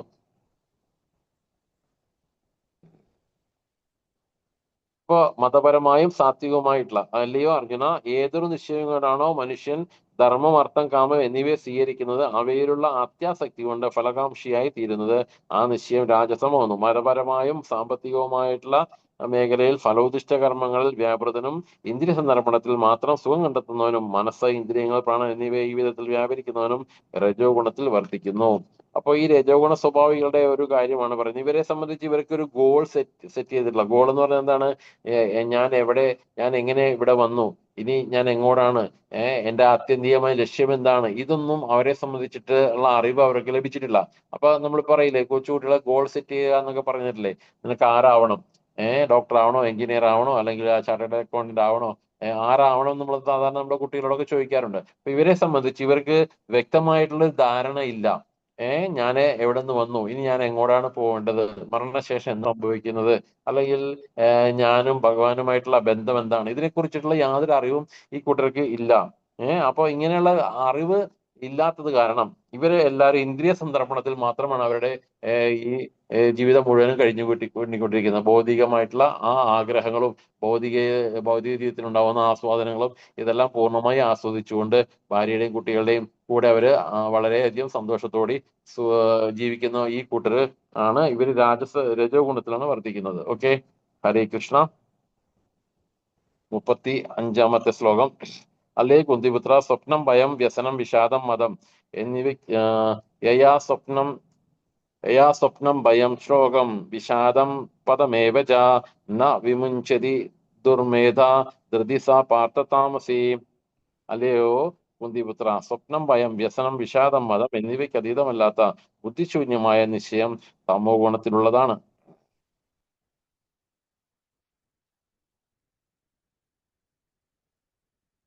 സാത്യസ്വഭാവിയായ ഒരാൾ സ്വപ്നം കാണുകയില്ലെന്ന് അനുമാനിക്കരുത്. ഇവിടെ സ്വപ്നം എന്ന വാക്ക് ആവശ്യത്തിലധികമായ ഉറക്കത്തെയാണ് സൂചിപ്പിക്കുന്നത്. സ്വഭാവം താമസമാട്ടെ, രാജസമാട്ടെ, സാത്വികമാട്ടെ എല്ലാവരും സ്വപ്നം കാണാറുണ്ട്. സ്വപ്നം കാണുന്നത് സ്വാഭാവികമായി ഉള്ളതാണ്. ആവശ്യത്തിലേറെ ഉറങ്ങുകയോ ഭൗതികാസ്വാദനങ്ങളിൽ അഭിമാനം കൊള്ളുകയോ ഈ ലോകത്തിൽ അതീശാവകാശം സ്ഥാപിക്കാമെന്ന് കിനാവ് കൊണ്ട് അതിനുവേണ്ടി മനസ്സ്, പ്രാണൻ, ഇന്ദ്രിയങ്ങൾ എന്നിവയെ പ്രവർത്തിപ്പിക്കുകയും ചെയ്യുന്നവരുടെ ധൃതിയാണ് താമസം. ഇവിടെ താമസ സ്വഭാവികളുടെ കാര്യമാണ് ഭഗവാൻ ഈ ഒരു ശ്ലോകത്തിൽ പറഞ്ഞത്. ബുദ്ധിശൂന്യമായ നിശ്ചയം തമോ ഗുണത്തിലുള്ളതാണ്. ബുദ്ധിശൂന്യമായ നിശ്ചയം എന്ന് പറഞ്ഞാൽ എന്താണ്? ഇവരെ സംബന്ധിച്ചിട്ടുള്ള ഇവർക്ക് വ്യക്തമായിട്ടുള്ള ഒരു അറിവ് ലഭിക്കാത്ത ആളുകളാണ് ഈ താമസ സ്വഭാവികൾ. ഇവർക്ക് നല്ലൊരു ഗുരുവിനെയോ അല്ലെങ്കിൽ ശാസ്ത്ര ഗ്രന്ഥങ്ങളെയോ കുറിച്ചുള്ള അവബോധമൊന്നും ഇവർക്ക് ഉണ്ടാവില്ല. അപ്പൊ ഇങ്ങനെയുള്ള ആളുകൾ തമോ ഗുണത്തിലാണ് വർദ്ധിക്കുന്നത്. സാത്യസ്വഭാവി ഒരാൾ സ്വപ്നം കാണും. അപ്പൊ എല്ലാവരും സ്വപ്നം കാണും. സത്വഗുണത്തിലുള്ളവരും രജോ ഗുണത്തിലുള്ളവരും തമോ ഗുണത്തിലുള്ളവരും സ്വപ്നം കാണും. പക്ഷെ ഇവിടെ സ്വപ്നം എന്ന ആവശ്യത്തിലധികമായ ഉറക്കത്തെയാണ് ഇവർ സൂചിപ്പിക്കുന്നത്. ഉറക്കം എന്ന് പറയുമ്പോൾ താമസ സ്വഭാവികളുടെ ഏറ്റവും പ്രധാനപ്പെട്ട കാര്യമാണ് ഉറക്കം.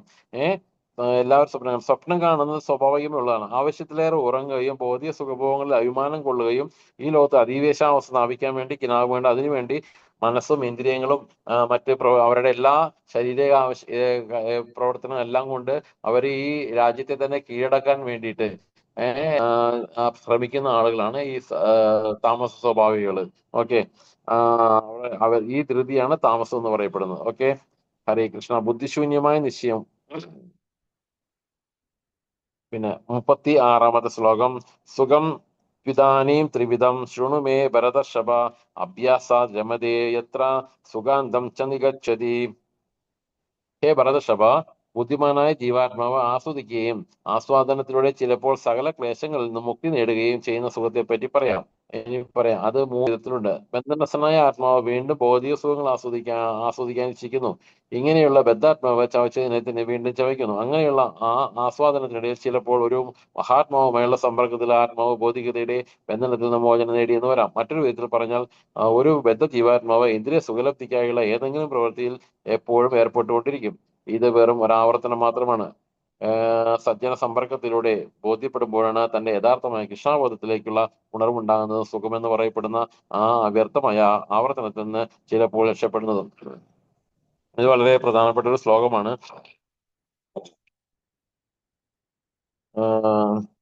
അപ്പൊ ഇവിടെ എന്താ പറയുന്നത് വെച്ചാൽ ഭാരതസഭ ബദ്ധനായ ജീവാത്മ ആസ്വദിക്കുകയും ആസ്വാദനത്തിലൂടെ ചിലപ്പോൾ സകല ക്ലേശങ്ങളിൽ നിന്ന് മുക്തി നേടുകയും ചെയ്യുന്ന സുഖത്തെ പറ്റി പറയാം. അത് 3 വിധത്തിലുണ്ട്. അപ്പൊ ഇവിടെ ഇവരിങ്ങനെ ഈ ഭൗതികമായിട്ടുള്ള ജീവിതവുമായി മുന്നോട്ട് പോവുകയും ഭൗതിക ആസ്വാദനത്തിൽ ലഭിച്ച് ജീവിച്ചിരിക്കുന്ന ഇടയ്ക്ക് ഇവർ ഏതെങ്കിലും തരത്തിൽ ഏതെങ്കിലും ഒരു ഓതറൈസ്ഡ് ആയിട്ടുള്ള ഗുരുവിനെ ഇവർ ഇടയ്ക്ക് കണ്ടെത്തുകയും ആ ഗുരുവിന്റെ ആജ്ഞാനുസരണം അവര് കാര്യങ്ങൾ കുറേശ്ശെ മനസ്സിലാക്കി മുന്നോട്ട് വരുമ്പോൾ അവരെ സംബന്ധിച്ച് അവർ മനസ്സിലാവും, ഞാനിപ്പോ ജീവിച്ചുകൊണ്ടിരിക്കുന്നത് ഇപ്പൊ ഒരു ജീവാത്മാവെന്ന്, ആ ജീവാത്മാവ് ആ ശരീരത്തിൽ നിന്ന് അടുത്ത ശരീരത്തിലേക്കും അവിടെ നിന്ന് അടുത്തയിലേക്കും പോയി അവരിങ്ങനെ ഈ ഭൗതികതയിൽ കുടുങ്ങിക്കിടക്കുകയാണ്. അപ്പൊ ആ ഭൗതികതയുടെ ആസ്വാദനം അവർ ആസ്വദിച്ചുകൊണ്ടിരിക്കുന്ന സമയത്താണ് ഇതുപോലെയുള്ള ഏതെങ്കിലും ഒരു ഓതറൈസ്ഡ് ഗുരുക്കന്മാരെ കിട്ടുന്നതിലൂടെ അവർക്ക് ചിലപ്പോൾ അവർക്ക് അവരുടെ പാത തെളിഞ്ഞ് മുന്നോട്ട് വരാൻ സാധിക്കും.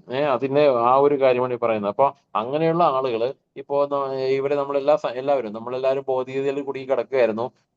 നമ്മൾ അതിൽ നിന്ന് വ്യത്യസ്തമായിട്ട് നമുക്കൊരു ഗുരുവിനെ കിട്ടുകയും ആ ഗുരുവിന്റെ ശിക്ഷണത്തില് ആ ഗുരുവിന്റെ ശിഷ്യന്മാര് വഴിയോ അല്ലെങ്കിൽ ആ ശിഷ്യന്മാര് വഴിയോ ആരെങ്കിലും വഴി നമ്മളെല്ലാവരും ആ ഒരു പരമ്പരയിൽ വന്ന് ടച്ച് ആവുകയും അങ്ങനെ നമ്മൾ ആ ഭൗതികതയിൽ കുടുങ്ങിക്കിടക്കുന്ന ആസ്വാദനത്തിലൂടെ കുടുങ്ങിക്കണം. അതാണ് ഈ ചൂയിങ് ചച്ചു എന്ന് പറയുമ്പോൾ എന്താണ്, നമ്മൾ ചവച്ചത് തന്നെ പിന്നെയും ചവയ്ക്കുക എന്നുള്ളൊരു കാര്യമാണ് പറയുന്നത്. നമ്മൾ ഭൗതികതയിൽ കുടുങ്ങിക്കിടന്ന് അതിലെ ആസ്വദിച്ച് പിന്നെ അടുത്തതിലും ആസ്വദിച്ച് അടുത്ത ജന്മത്തിലും ആസ്വദിച്ച് ഇങ്ങനെ ആസ്വാദനത്തിൽ മുഴുകി നമ്മൾ ജീവിക്കുന്നതിന്റെ ഇടയ്ക്കാണ് നമുക്ക് ഇതുപോലെ ഏതെങ്കിലും ഒരു ഗുരുവിനെ കിട്ടുകയും ആ ഗുരുവിൽ നിന്ന് നമ്മൾ കാര്യങ്ങൾ മനസ്സിലാക്കി നമുക്ക് ചിലപ്പോൾ നമുക്ക് നല്ല രീതിയിൽ ഒരു പാദത്തിൽ കിട്ടുകയും രാജസമൃദ്ധി ബോധ്യപ്പെടുമ്പോൾ തന്റെ യഥാർത്ഥമായ കൃഷ്ണാബോധത്തിലേക്കുള്ള ഉണർവുണ്ടാകുന്നതും ഇതെല്ലാം മനസ്സിലാവുന്നത് ആ ഒരു സമയത്താണ്. അപ്പൊ സുഖമെന്ന് പറയപ്പെടുന്ന നമ്മുടെ ഈ ഭൗതിക ജീവിതം ശരിയല്ല എന്നും വ്യർത്ഥമായ ആവർത്തനത്തിൽ ചിലപ്പോൾ രക്ഷപ്പെടാനും സാധിക്കും നമുക്ക്. ഓക്കെ, ഹരേ കൃഷ്ണ. അടുത്ത 37-ാമത്തെ ശ്ലോകം. തഥാഗ്രേ വിഷമിവ പരിണാമേ മൃതോപമാം തസ്സുഖം സാത്വികം പ്രോക്ത ആത്മബുദ്ധി പ്രസാദജം. ആദ്യത്തിൽ വിഷം പോലെ തോന്നിക്കുന്നതും അന്ത്യത്തിൽ അമൃത തുല്യവും ആത്മസാക്ഷാത്കാരത്തിനുണർത്തുന്നതുമായ സുഖത്തെ സാത്വിക സുഖം എന്ന് പറയപ്പെടുന്നു.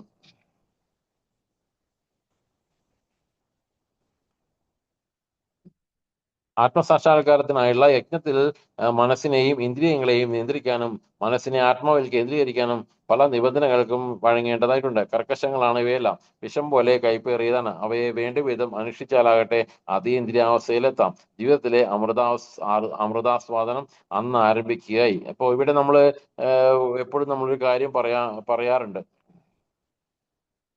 എന്താണ്, മൂത്തവർ ചൊല്ലും മുതുനെല്ലിക്ക ആദ്യം കഴിക്കും പിന്നെ മധുരിക്കും എന്നുള്ളൊരു പഴഞ്ചൊല്ലുണ്ടല്ലോ. അപ്പൊ ഇവരെ സംബന്ധിച്ചിട്ടുള്ള ആത്മസാക്ഷാത്കാരത്തിനുള്ള യജ്ഞത്തിൽ മനസ്സിനെയും അപ്പൊ ഈ നെല്ലിക്ക നമ്മൾ ആദ്യം ചിലപ്പോൾ കടിക്കുമ്പോൾ ആദ്യം അതിന്റെ ടേസ്റ്റ് ചവർപ്പായിരിക്കും, ചിലപ്പോൾ കയ്പായിരിക്കും, അങ്ങനെ പല കാര്യങ്ങളുണ്ട്. പക്ഷെ അത് നമ്മൾ പിന്നീട് അത് കൂടുതൽ ചവയ്ക്കുമ്പോഴേക്കും എന്താ സംഭവിക്കുന്നത്, അതിന് മധുരമായിട്ട് വരും അല്ലെ. അപ്പൊ ഇവിടെ ആ ഒരു കാര്യമാണ് ഇവിടെ പറയുന്നത്. ആത്മസാക്ഷാത്കാരത്തിലേക്ക് നമ്മൾ കാലെടുത്ത് വെച്ച് അതിനുവേണ്ടി യത്നിക്കുമ്പോൾ നമുക്ക് ഒരുപാട് ബുദ്ധിമുട്ടുകൾ, കഷ്ടപ്പാട്, ദുരിതങ്ങൾ എന്തൊക്കെയാണത്? രാവിലെ ബ്രഹ്മമുഹൂർത്തത്തിൽ എണീക്കുക, നാമം ജപിക്കുക, കുളിക്കുക, മറ്റു കാര്യങ്ങളെല്ലാം ചെയ്യുക, ഭഗവാന്റെ സേവനത്തിൽ ഏർപ്പെടുക, ഭഗവാനുള്ള നിവേദ്യം ഉണ്ടാക്കുക, അങ്ങനെ പല പല പല ബുദ്ധിമുട്ടുകൾ നമ്മൾ എടുക്കേണ്ടതായിട്ട് വരും. പക്ഷെ ഈ ബുദ്ധിമുട്ടുകളെല്ലാം അവസാനം നമുക്ക് ഈ മൂത്തവർ ചെല്ലും മുതുനെല്ലിക്ക് ആദ്യം കഴിക്കും പിന്നെ മധുരിക്കും എന്ന് പറഞ്ഞ പോലെ ഈ ഭഗവാന്റെ സേവനത്തിലൊക്കെ നമ്മൾ ഏർപ്പെടുമ്പോൾ നമ്മളത് ആസ്വദിക്കുമ്പോൾ നമുക്ക് ആ ആസ്വാദനം വേറൊരു സ്ഥലത്തും കിട്ടാത്ത ഒരു ആസ്വാദനം, ഒരു സന്തോഷം, ഇതെല്ലാം നമുക്ക് നമ്മുടെ ജീവിതത്തിൽ വെളിവായി വരും. അപ്പോൾ ഇങ്ങനെ നമ്മളിങ്ങനെയുള്ള വഴങ്ങേണ്ടതായിട്ടുണ്ട്. നമ്മൾ ആദ്യകാലങ്ങളിൽ നമ്മൾ ചില ബുദ്ധിമുട്ടുകളൊക്കെ അനുഷ്ഠിക്കേണ്ടതായിട്ടുണ്ട്. അപ്പൊ ഇതെല്ലാം കർക്കശങ്ങളാണ് താനും. അപ്പൊ വിഷം പോലെ കൈപ്പേറിയതാണ്, അതായത് ബുദ്ധിമുട്ടുകളാണെന്നാണ് പറയപ്പെടുന്നത്. അവയെ വേണ്ടുവിധം അനുഷ്ഠിച്ചാലാകട്ടെ അതീന്ദ്രിയാവസ്ഥയിലെത്താം. എന്തെന്താണ് അമൃതാസ്വാദനം എന്ന് ആരംഭിക്കുകയാണ്. അപ്പൊ നമ്മളെ സന്തോഷവും സംതൃപ്തിയും ഭഗവാന്റെ അടുത്തേക്ക് എത്താനുള്ള പാത എല്ലാം തെളിഞ്ഞ് നമുക്ക് കറക്റ്റ് ആയിട്ടൊരു പാത തെളിഞ്ഞ് കിട്ടുകയും ചെയ്യും. നമ്മൾ അങ്ങനെ ആ ഒരു രീതി, അതാണ് ഇവിടെ ഈ ശ്ലോകത്തിൽ പറയുന്നത്. ഓക്കെ, 38-ാമത്തെ ശ്ലോകം. വിഷയേന്ദ്രിയ സംയോഗാത് യത്തഗ്രേ മൃതോപമം പരിണാമ വിഷമിവ തത്സുഖം രാജസംസ്മൃതിം. ഇന്ദ്രിയങ്ങൾ വിഷയങ്ങളോട് ചേരുമ്പോൾ ഉളവാകുന്ന സുഖം തുടക്കത്തിൽ അമൃതതുല്യമാവുമെങ്കിലും ഒടുവിൽ വിഷപ്രായമാവുകയും രാജസമാണ് ഈ സുഖം. എന്താ, ഒരു യുവാവും യുവതിയും തമ്മിൽ കണ്ടുമുട്ടുന്നു. അപ്പോൾ അയാൾ യുവതിയെ കാണാനും തൊടാനും ലൈംഗിക ബന്ധത്തിൽ ഏർപ്പെടാനും ഇന്ദ്രിയങ്ങളാൽ പ്രേരിതനായി തീരും. ആരംഭത്തിൽ ഇതെല്ലാം ഇന്ദ്രിയങ്ങൾക്ക് വളരെ സന്തോഷകരമായി തോന്നും. കുറച്ചു കാലത്തിന് ശേഷമാകട്ടെ ആ സുഖം വിഷതുല്യമാവുകയും ചെയ്യും. അവർ തമ്മിൽ പിരിയുകയും അല്ലെങ്കിൽ വിവാഹമോചനം നടത്തുകയും പിന്നെ സുഖമായി വിലാപമായി. അത്തരം സുഖം എപ്പോഴും രജോ ഗുണത്തിലുള്ളതാണ്. ഇന്ദ്രിയങ്ങളും വിഷയങ്ങളുമായുള്ള സമ്പർക്കത്തിൽ ഉളവാകുന്ന ദുഃഖത്തിന് വഴിവെക്കൂ. എല്ലാ വിധത്തിലും അതിൽ നൊഴിഞ്ഞു നിൽക്കുക ചെയ്യേണ്ടത്. ഇവിടെ ഭഗവാൻ നമ്മൾ ഉപദേശിക്കുകയാണ്, ഇന്ദ്രിയങ്ങൾ വിഷയങ്ങളോട് ചേരുമ്പോൾ ഉളവാകുന്ന സുഖം തുടക്കത്തിൽ അമൃതുല്യം ആവുമെങ്കിലും ഒടുവിൽ വിഷപ്രായമാവും. രാജസമാണ് ഈ സുഖം.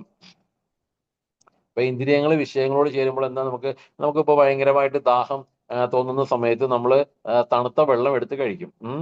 ഫ്രിഡ്ജിൽ നിന്ന് എടുത്ത് തണുത്ത വെള്ളം കഴിക്കും. അപ്പൊ എന്താ, ആദ്യം നമുക്ക് കുറച്ച് സുഖം കിട്ടും ആ വെള്ളം കുടിക്കുമ്പോൾ. പക്ഷെ അത് ശരീരത്തിനകത്ത് എന്നാൽ എന്താ സംഭവിക്കുന്നത്, നമുക്ക് ദോഷകരമായി തീരും.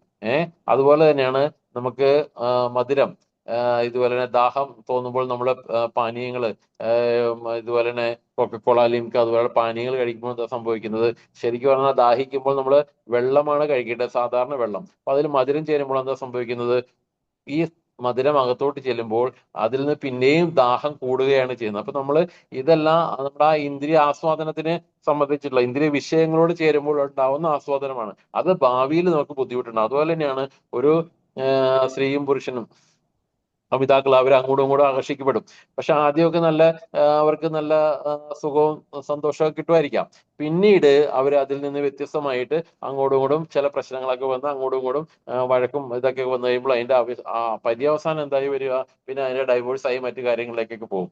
അപ്പൊ നമ്മൾ ഇങ്ങനെയുള്ള കാര്യങ്ങളൊക്കെ നമ്മൾ വിട്ടു നിൽക്കണമെന്നാണ് ഭഗവാൻ നമ്മളിവിടെ ഉപദേശിക്കുന്നത്. ഓക്കെ, അടുത്ത ശ്ലോകം 39.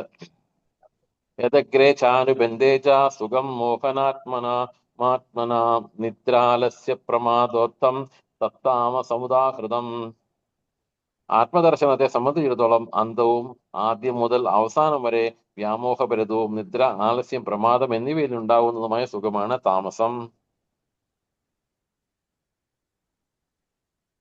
ആലസ്യത്തിനും നിദ്രയിലും സുഖം കാണുവാൻ തീർച്ചയായും താമസ സ്വഭാവികളായിരിക്കും.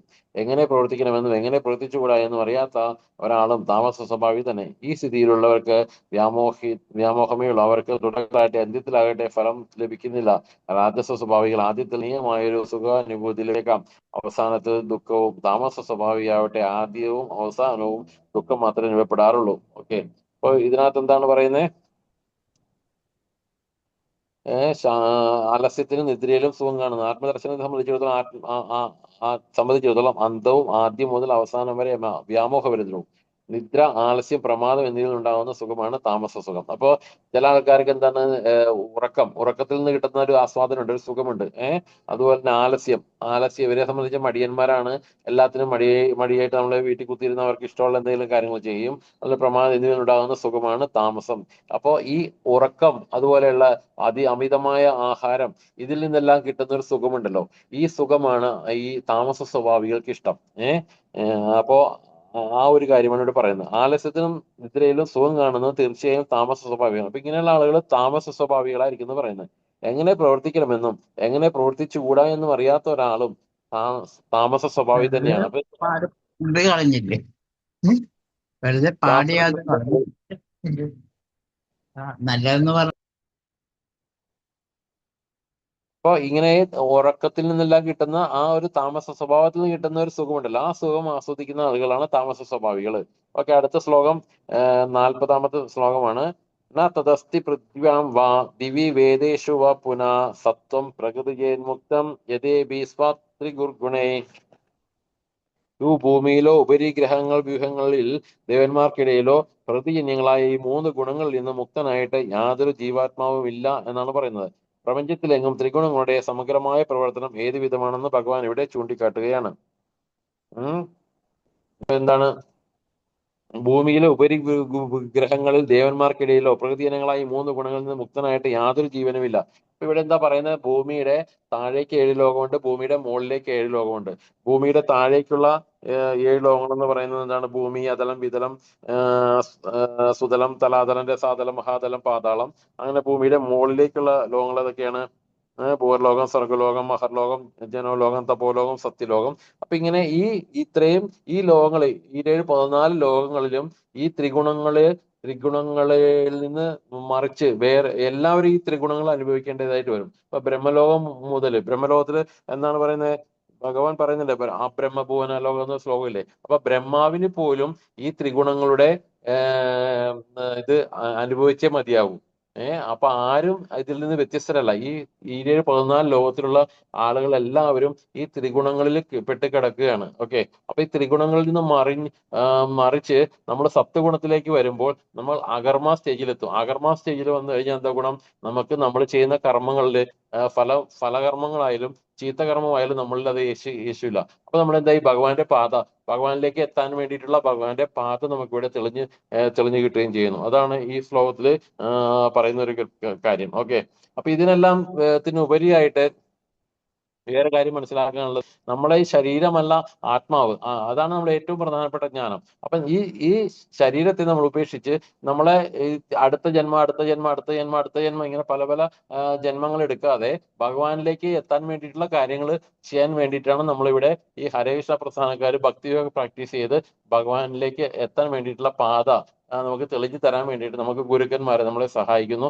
അപ്പൊ അതുകൊണ്ട് എല്ലാവരും നമ്മൾ ഹരേ കൃഷ്ണ മഹാമന്ത്രം ഡെയിലി ജപിച്ച് നമ്മളുടെ പാപകർമ്മങ്ങളെല്ലാം മാറ്റി ഭഗവാന്റെ ലോകത്തേക്ക് എത്താൻ വേണ്ടിയിട്ടുള്ള ഒരു ദൃഢനിശ്ചയം എല്ലാവരും എടുത്ത് എല്ലാവരും സത്യസന്ധമായിട്ടുള്ള രീതിയിൽ ഭക്തിയില് വേറെ ഇതൊന്നും കാണിക്കാതെ നമ്മൾ മന്ത്രം ഭഗവാന്റെ നാമം ജപിക്കുക, ഭഗവാന്റെ സേവനങ്ങളിൽ ഏർപ്പെട്ടുകൊണ്ട് നമുക്ക് ഭഗവാന്റെ ലോകത്തിലേക്ക് എത്താൻ വേണ്ടിയിട്ടുള്ള സത്വഗുണത്തിൽ എത്തിയിട്ട് ഭഗവാന്റെ അടുത്തേക്ക് എത്താൻ വേണ്ടി എല്ലാവരും ആത്മാർത്ഥമായിട്ട് ശ്രമിക്കണമെന്ന് ഞാൻ എല്ലാവരോടും ആത്മാർത്ഥമായിട്ട് പറയുന്നു. ഹരേ കൃഷ്ണ. ഓക്കെ,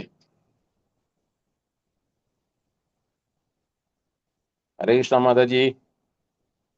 ഹരേ കൃഷ്ണ പ്രഭു, വളരെ നല്ല ക്ലാസ് ആയിരുന്നു. എസ്പെഷ്യലി നമുക്ക് ഈ സുഖം, 3 വിധത്തിലുള്ള സുഖം പറഞ്ഞു തന്നു. ആ കർമ്മം എന്താണ്? 3 വിധത്തിലുള്ള കർമ്മം, കർത്താവ്, നിശ്ചയം.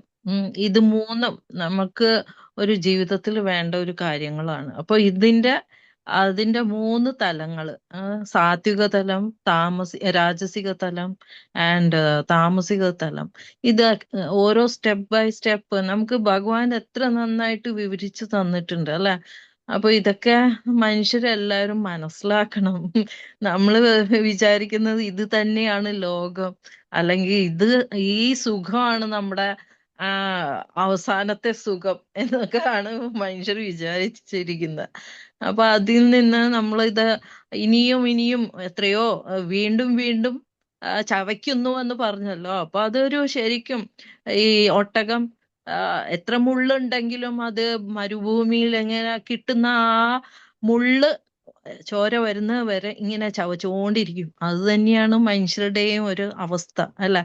നമ്മള് വിചാരിക്കുന്നത് ഇതാണ് സുഖം, അടുത്ത ജീവിതം കിട്ടുമ്പോ ഇതാണ് സുഖം. ഇത് 4 തലങ്ങളല്ല. നമ്മുടെ ജീവിതത്തിൽ എന്തൊക്കെയുണ്ട്? Eating, meeting, sleeping, defence. ഈ 4 എണ്ണവും നമുക്ക് എപ്പോഴും ഉണ്ട്, ഏതൊരു ജീവിയിലും ഉണ്ട്. അത് നമ്മള് അതിൽ നിന്നും മനുഷ്യരെങ്ങനെ വ്യത്യസ്തരായിരിക്കുന്നത്? ഭഗവാനെ പറ്റി ഓർമ്മിക്കാനും സംസാരിക്കാനും ഒക്കെ ഉള്ള ഒരു ഇന്ദ്രിയം നമുക്ക് ഭഗവാൻ തന്നിട്ടുണ്ട്, മനസ്സ്. അപ്പോ ഇതൊക്കെ നമ്മൾ മനസ്സിലാക്കണം. മനുഷ്യരാരും ഇത് തിരിച്ചറിയുന്നില്ല.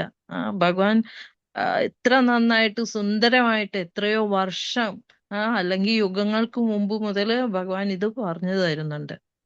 അപ്പോ പ്രഭു അത് നന്നായിട്ട് എക്സ്പ്ലെയിൻ ചെയ്തിട്ടുണ്ട്. വളരെ താങ്ക്സ്. പ്രഭു 108 തവണ ഹരേ കൃഷ്ണ മഹാമന്ത്രം ചൊല്ലി തന്നു. അതുപോലെ ഈ ഭഗവത്ഗീതയും നന്നായിട്ട് ചൊല്ലി തന്നു. അതിന്റെ അർത്ഥവും മീനിങ്ങും ഭാവാർത്ഥവും നന്നായിട്ട് പറഞ്ഞു. അത് ഭഗവാൻ ഇനിയും പ്രഭുവിന് ഇതുപോലെ പറയാനുള്ള അനുഗ്രഹം തരട്ടെ എന്ന് ഞാൻ പ്രാർത്ഥിക്കുകയാണ്. നമുക്ക് എല്ലാവർക്കും ഒരിക്കൽ കൂടി ഞാൻ എല്ലാവരുടെയും പേരിലും ഇസ്കോന്റെ പേരിലും പ്രഭുവിനോട് നന്ദി പറയുകയാണ്. ആർക്കെങ്കിലും എന്തെങ്കിലും സംശയം ഉണ്ടെങ്കിൽ പ്രഭുവിനോട് ചോദിക്കാം കേട്ടോ. ഹരേ കൃഷ്ണ പ്രഭു. പ്രണാമം പ്രഭു. നല്ല ക്ലാസ് ആയിരുന്നു. താങ്ക് യു പ്രഭു. ഹരേ കൃഷ്ണ. ഹരേ കൃഷ്ണ മാതാജി. ആർക്കെങ്കിലും സംശയം ഉണ്ടെങ്കിൽ ധൈര്യമായിട്ട് തുറന്ന് ചോദിക്കാം കേട്ടോ. അൺമ്യൂട്ട് ചെയ്തിട്ട് ചോദിക്കാം. അല്ലെങ്കിൽ എന്തെങ്കിലും അഭിപ്രായം ഉണ്ടെങ്കിലും പറയാം കേട്ടോ.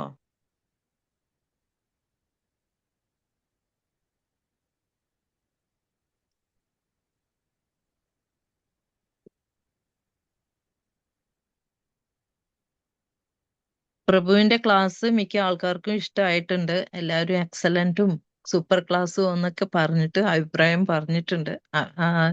ഇത് കമന്റ് ഇട്ടിട്ടുണ്ട്.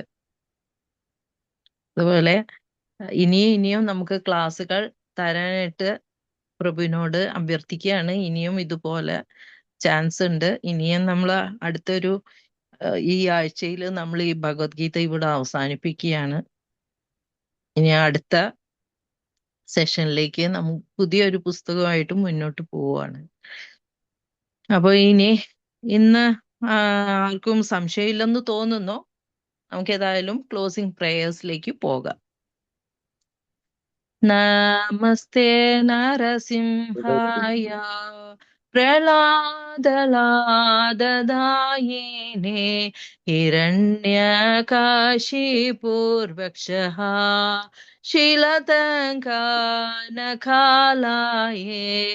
യതോ നൃസിംഹോ പരതോ നൃസിംഹോ യതോ യതോ യാമി തതോ നൃസിംഹോ ബഹിർനൃസിംഹോ ഹൃദയേ നൃസിംഹോ നരസിംഹമതിം ശരണം പ്രപദ്യേ തവ കരകമലവരേണാകാം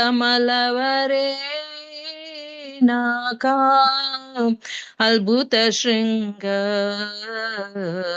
ദളിതാ ഹിരണ്യകശിപോ താനുഭൃംഗ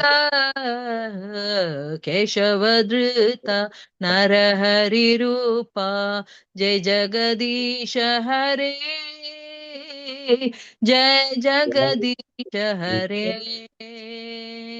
ജയ ജഗദീശ ഹരേ ജയ നരസിംഹദേ ജയ നരസിംഹദേ നരസിംഹദേ ജയ നരസിംഹദേ ജയ നരഹരി ജയ നരഹരി നരഹരി ജയ നരഹരി ജയ ലക്ഷ്മി നരസിംഹ ജയ ലക്ഷ്മി നരസിംഹ ലക്ഷ്മി നരസിംഹ ജയ ലക്ഷ്മി നരസിംഹ ജയ പ്രഹ്ലാത്മരാ ജയ പ്രഹ്ലാത്മരാ പ്രഹ്ലാത്മരാ ജയ പ്രഹ്ലാത്മരാ ജയ ജയ പ്രഭുപാദ് പ്രഭുപാദ് प्रभुपाद जय जय प्रभुपाद। लक्ष्मी नरसिम्हा भगवान की जय, भक्त प्रहलाद महाराज की जय, गौर प्रमानंदे हरि हरि बोल। All glories to assembled devotees. वांछा कल्पतरुभ्यश्च कृपा सिन्धुभ्यः च पतितानां पावनेभ्यो वैष्णवेभ्यो नमो। अनंत कोटि वैष्णव वृंद की जय। അപ്പോ ഇനി അടുത്ത ദിവസം നമുക്ക് വീണ്ടും ഭഗവത്ഗീതയായിട്ട് മുന്നോട്ട് പോകാം. വെള്ളിയാഴ്ച കാണാം. ഹരേ കൃഷ്ണ.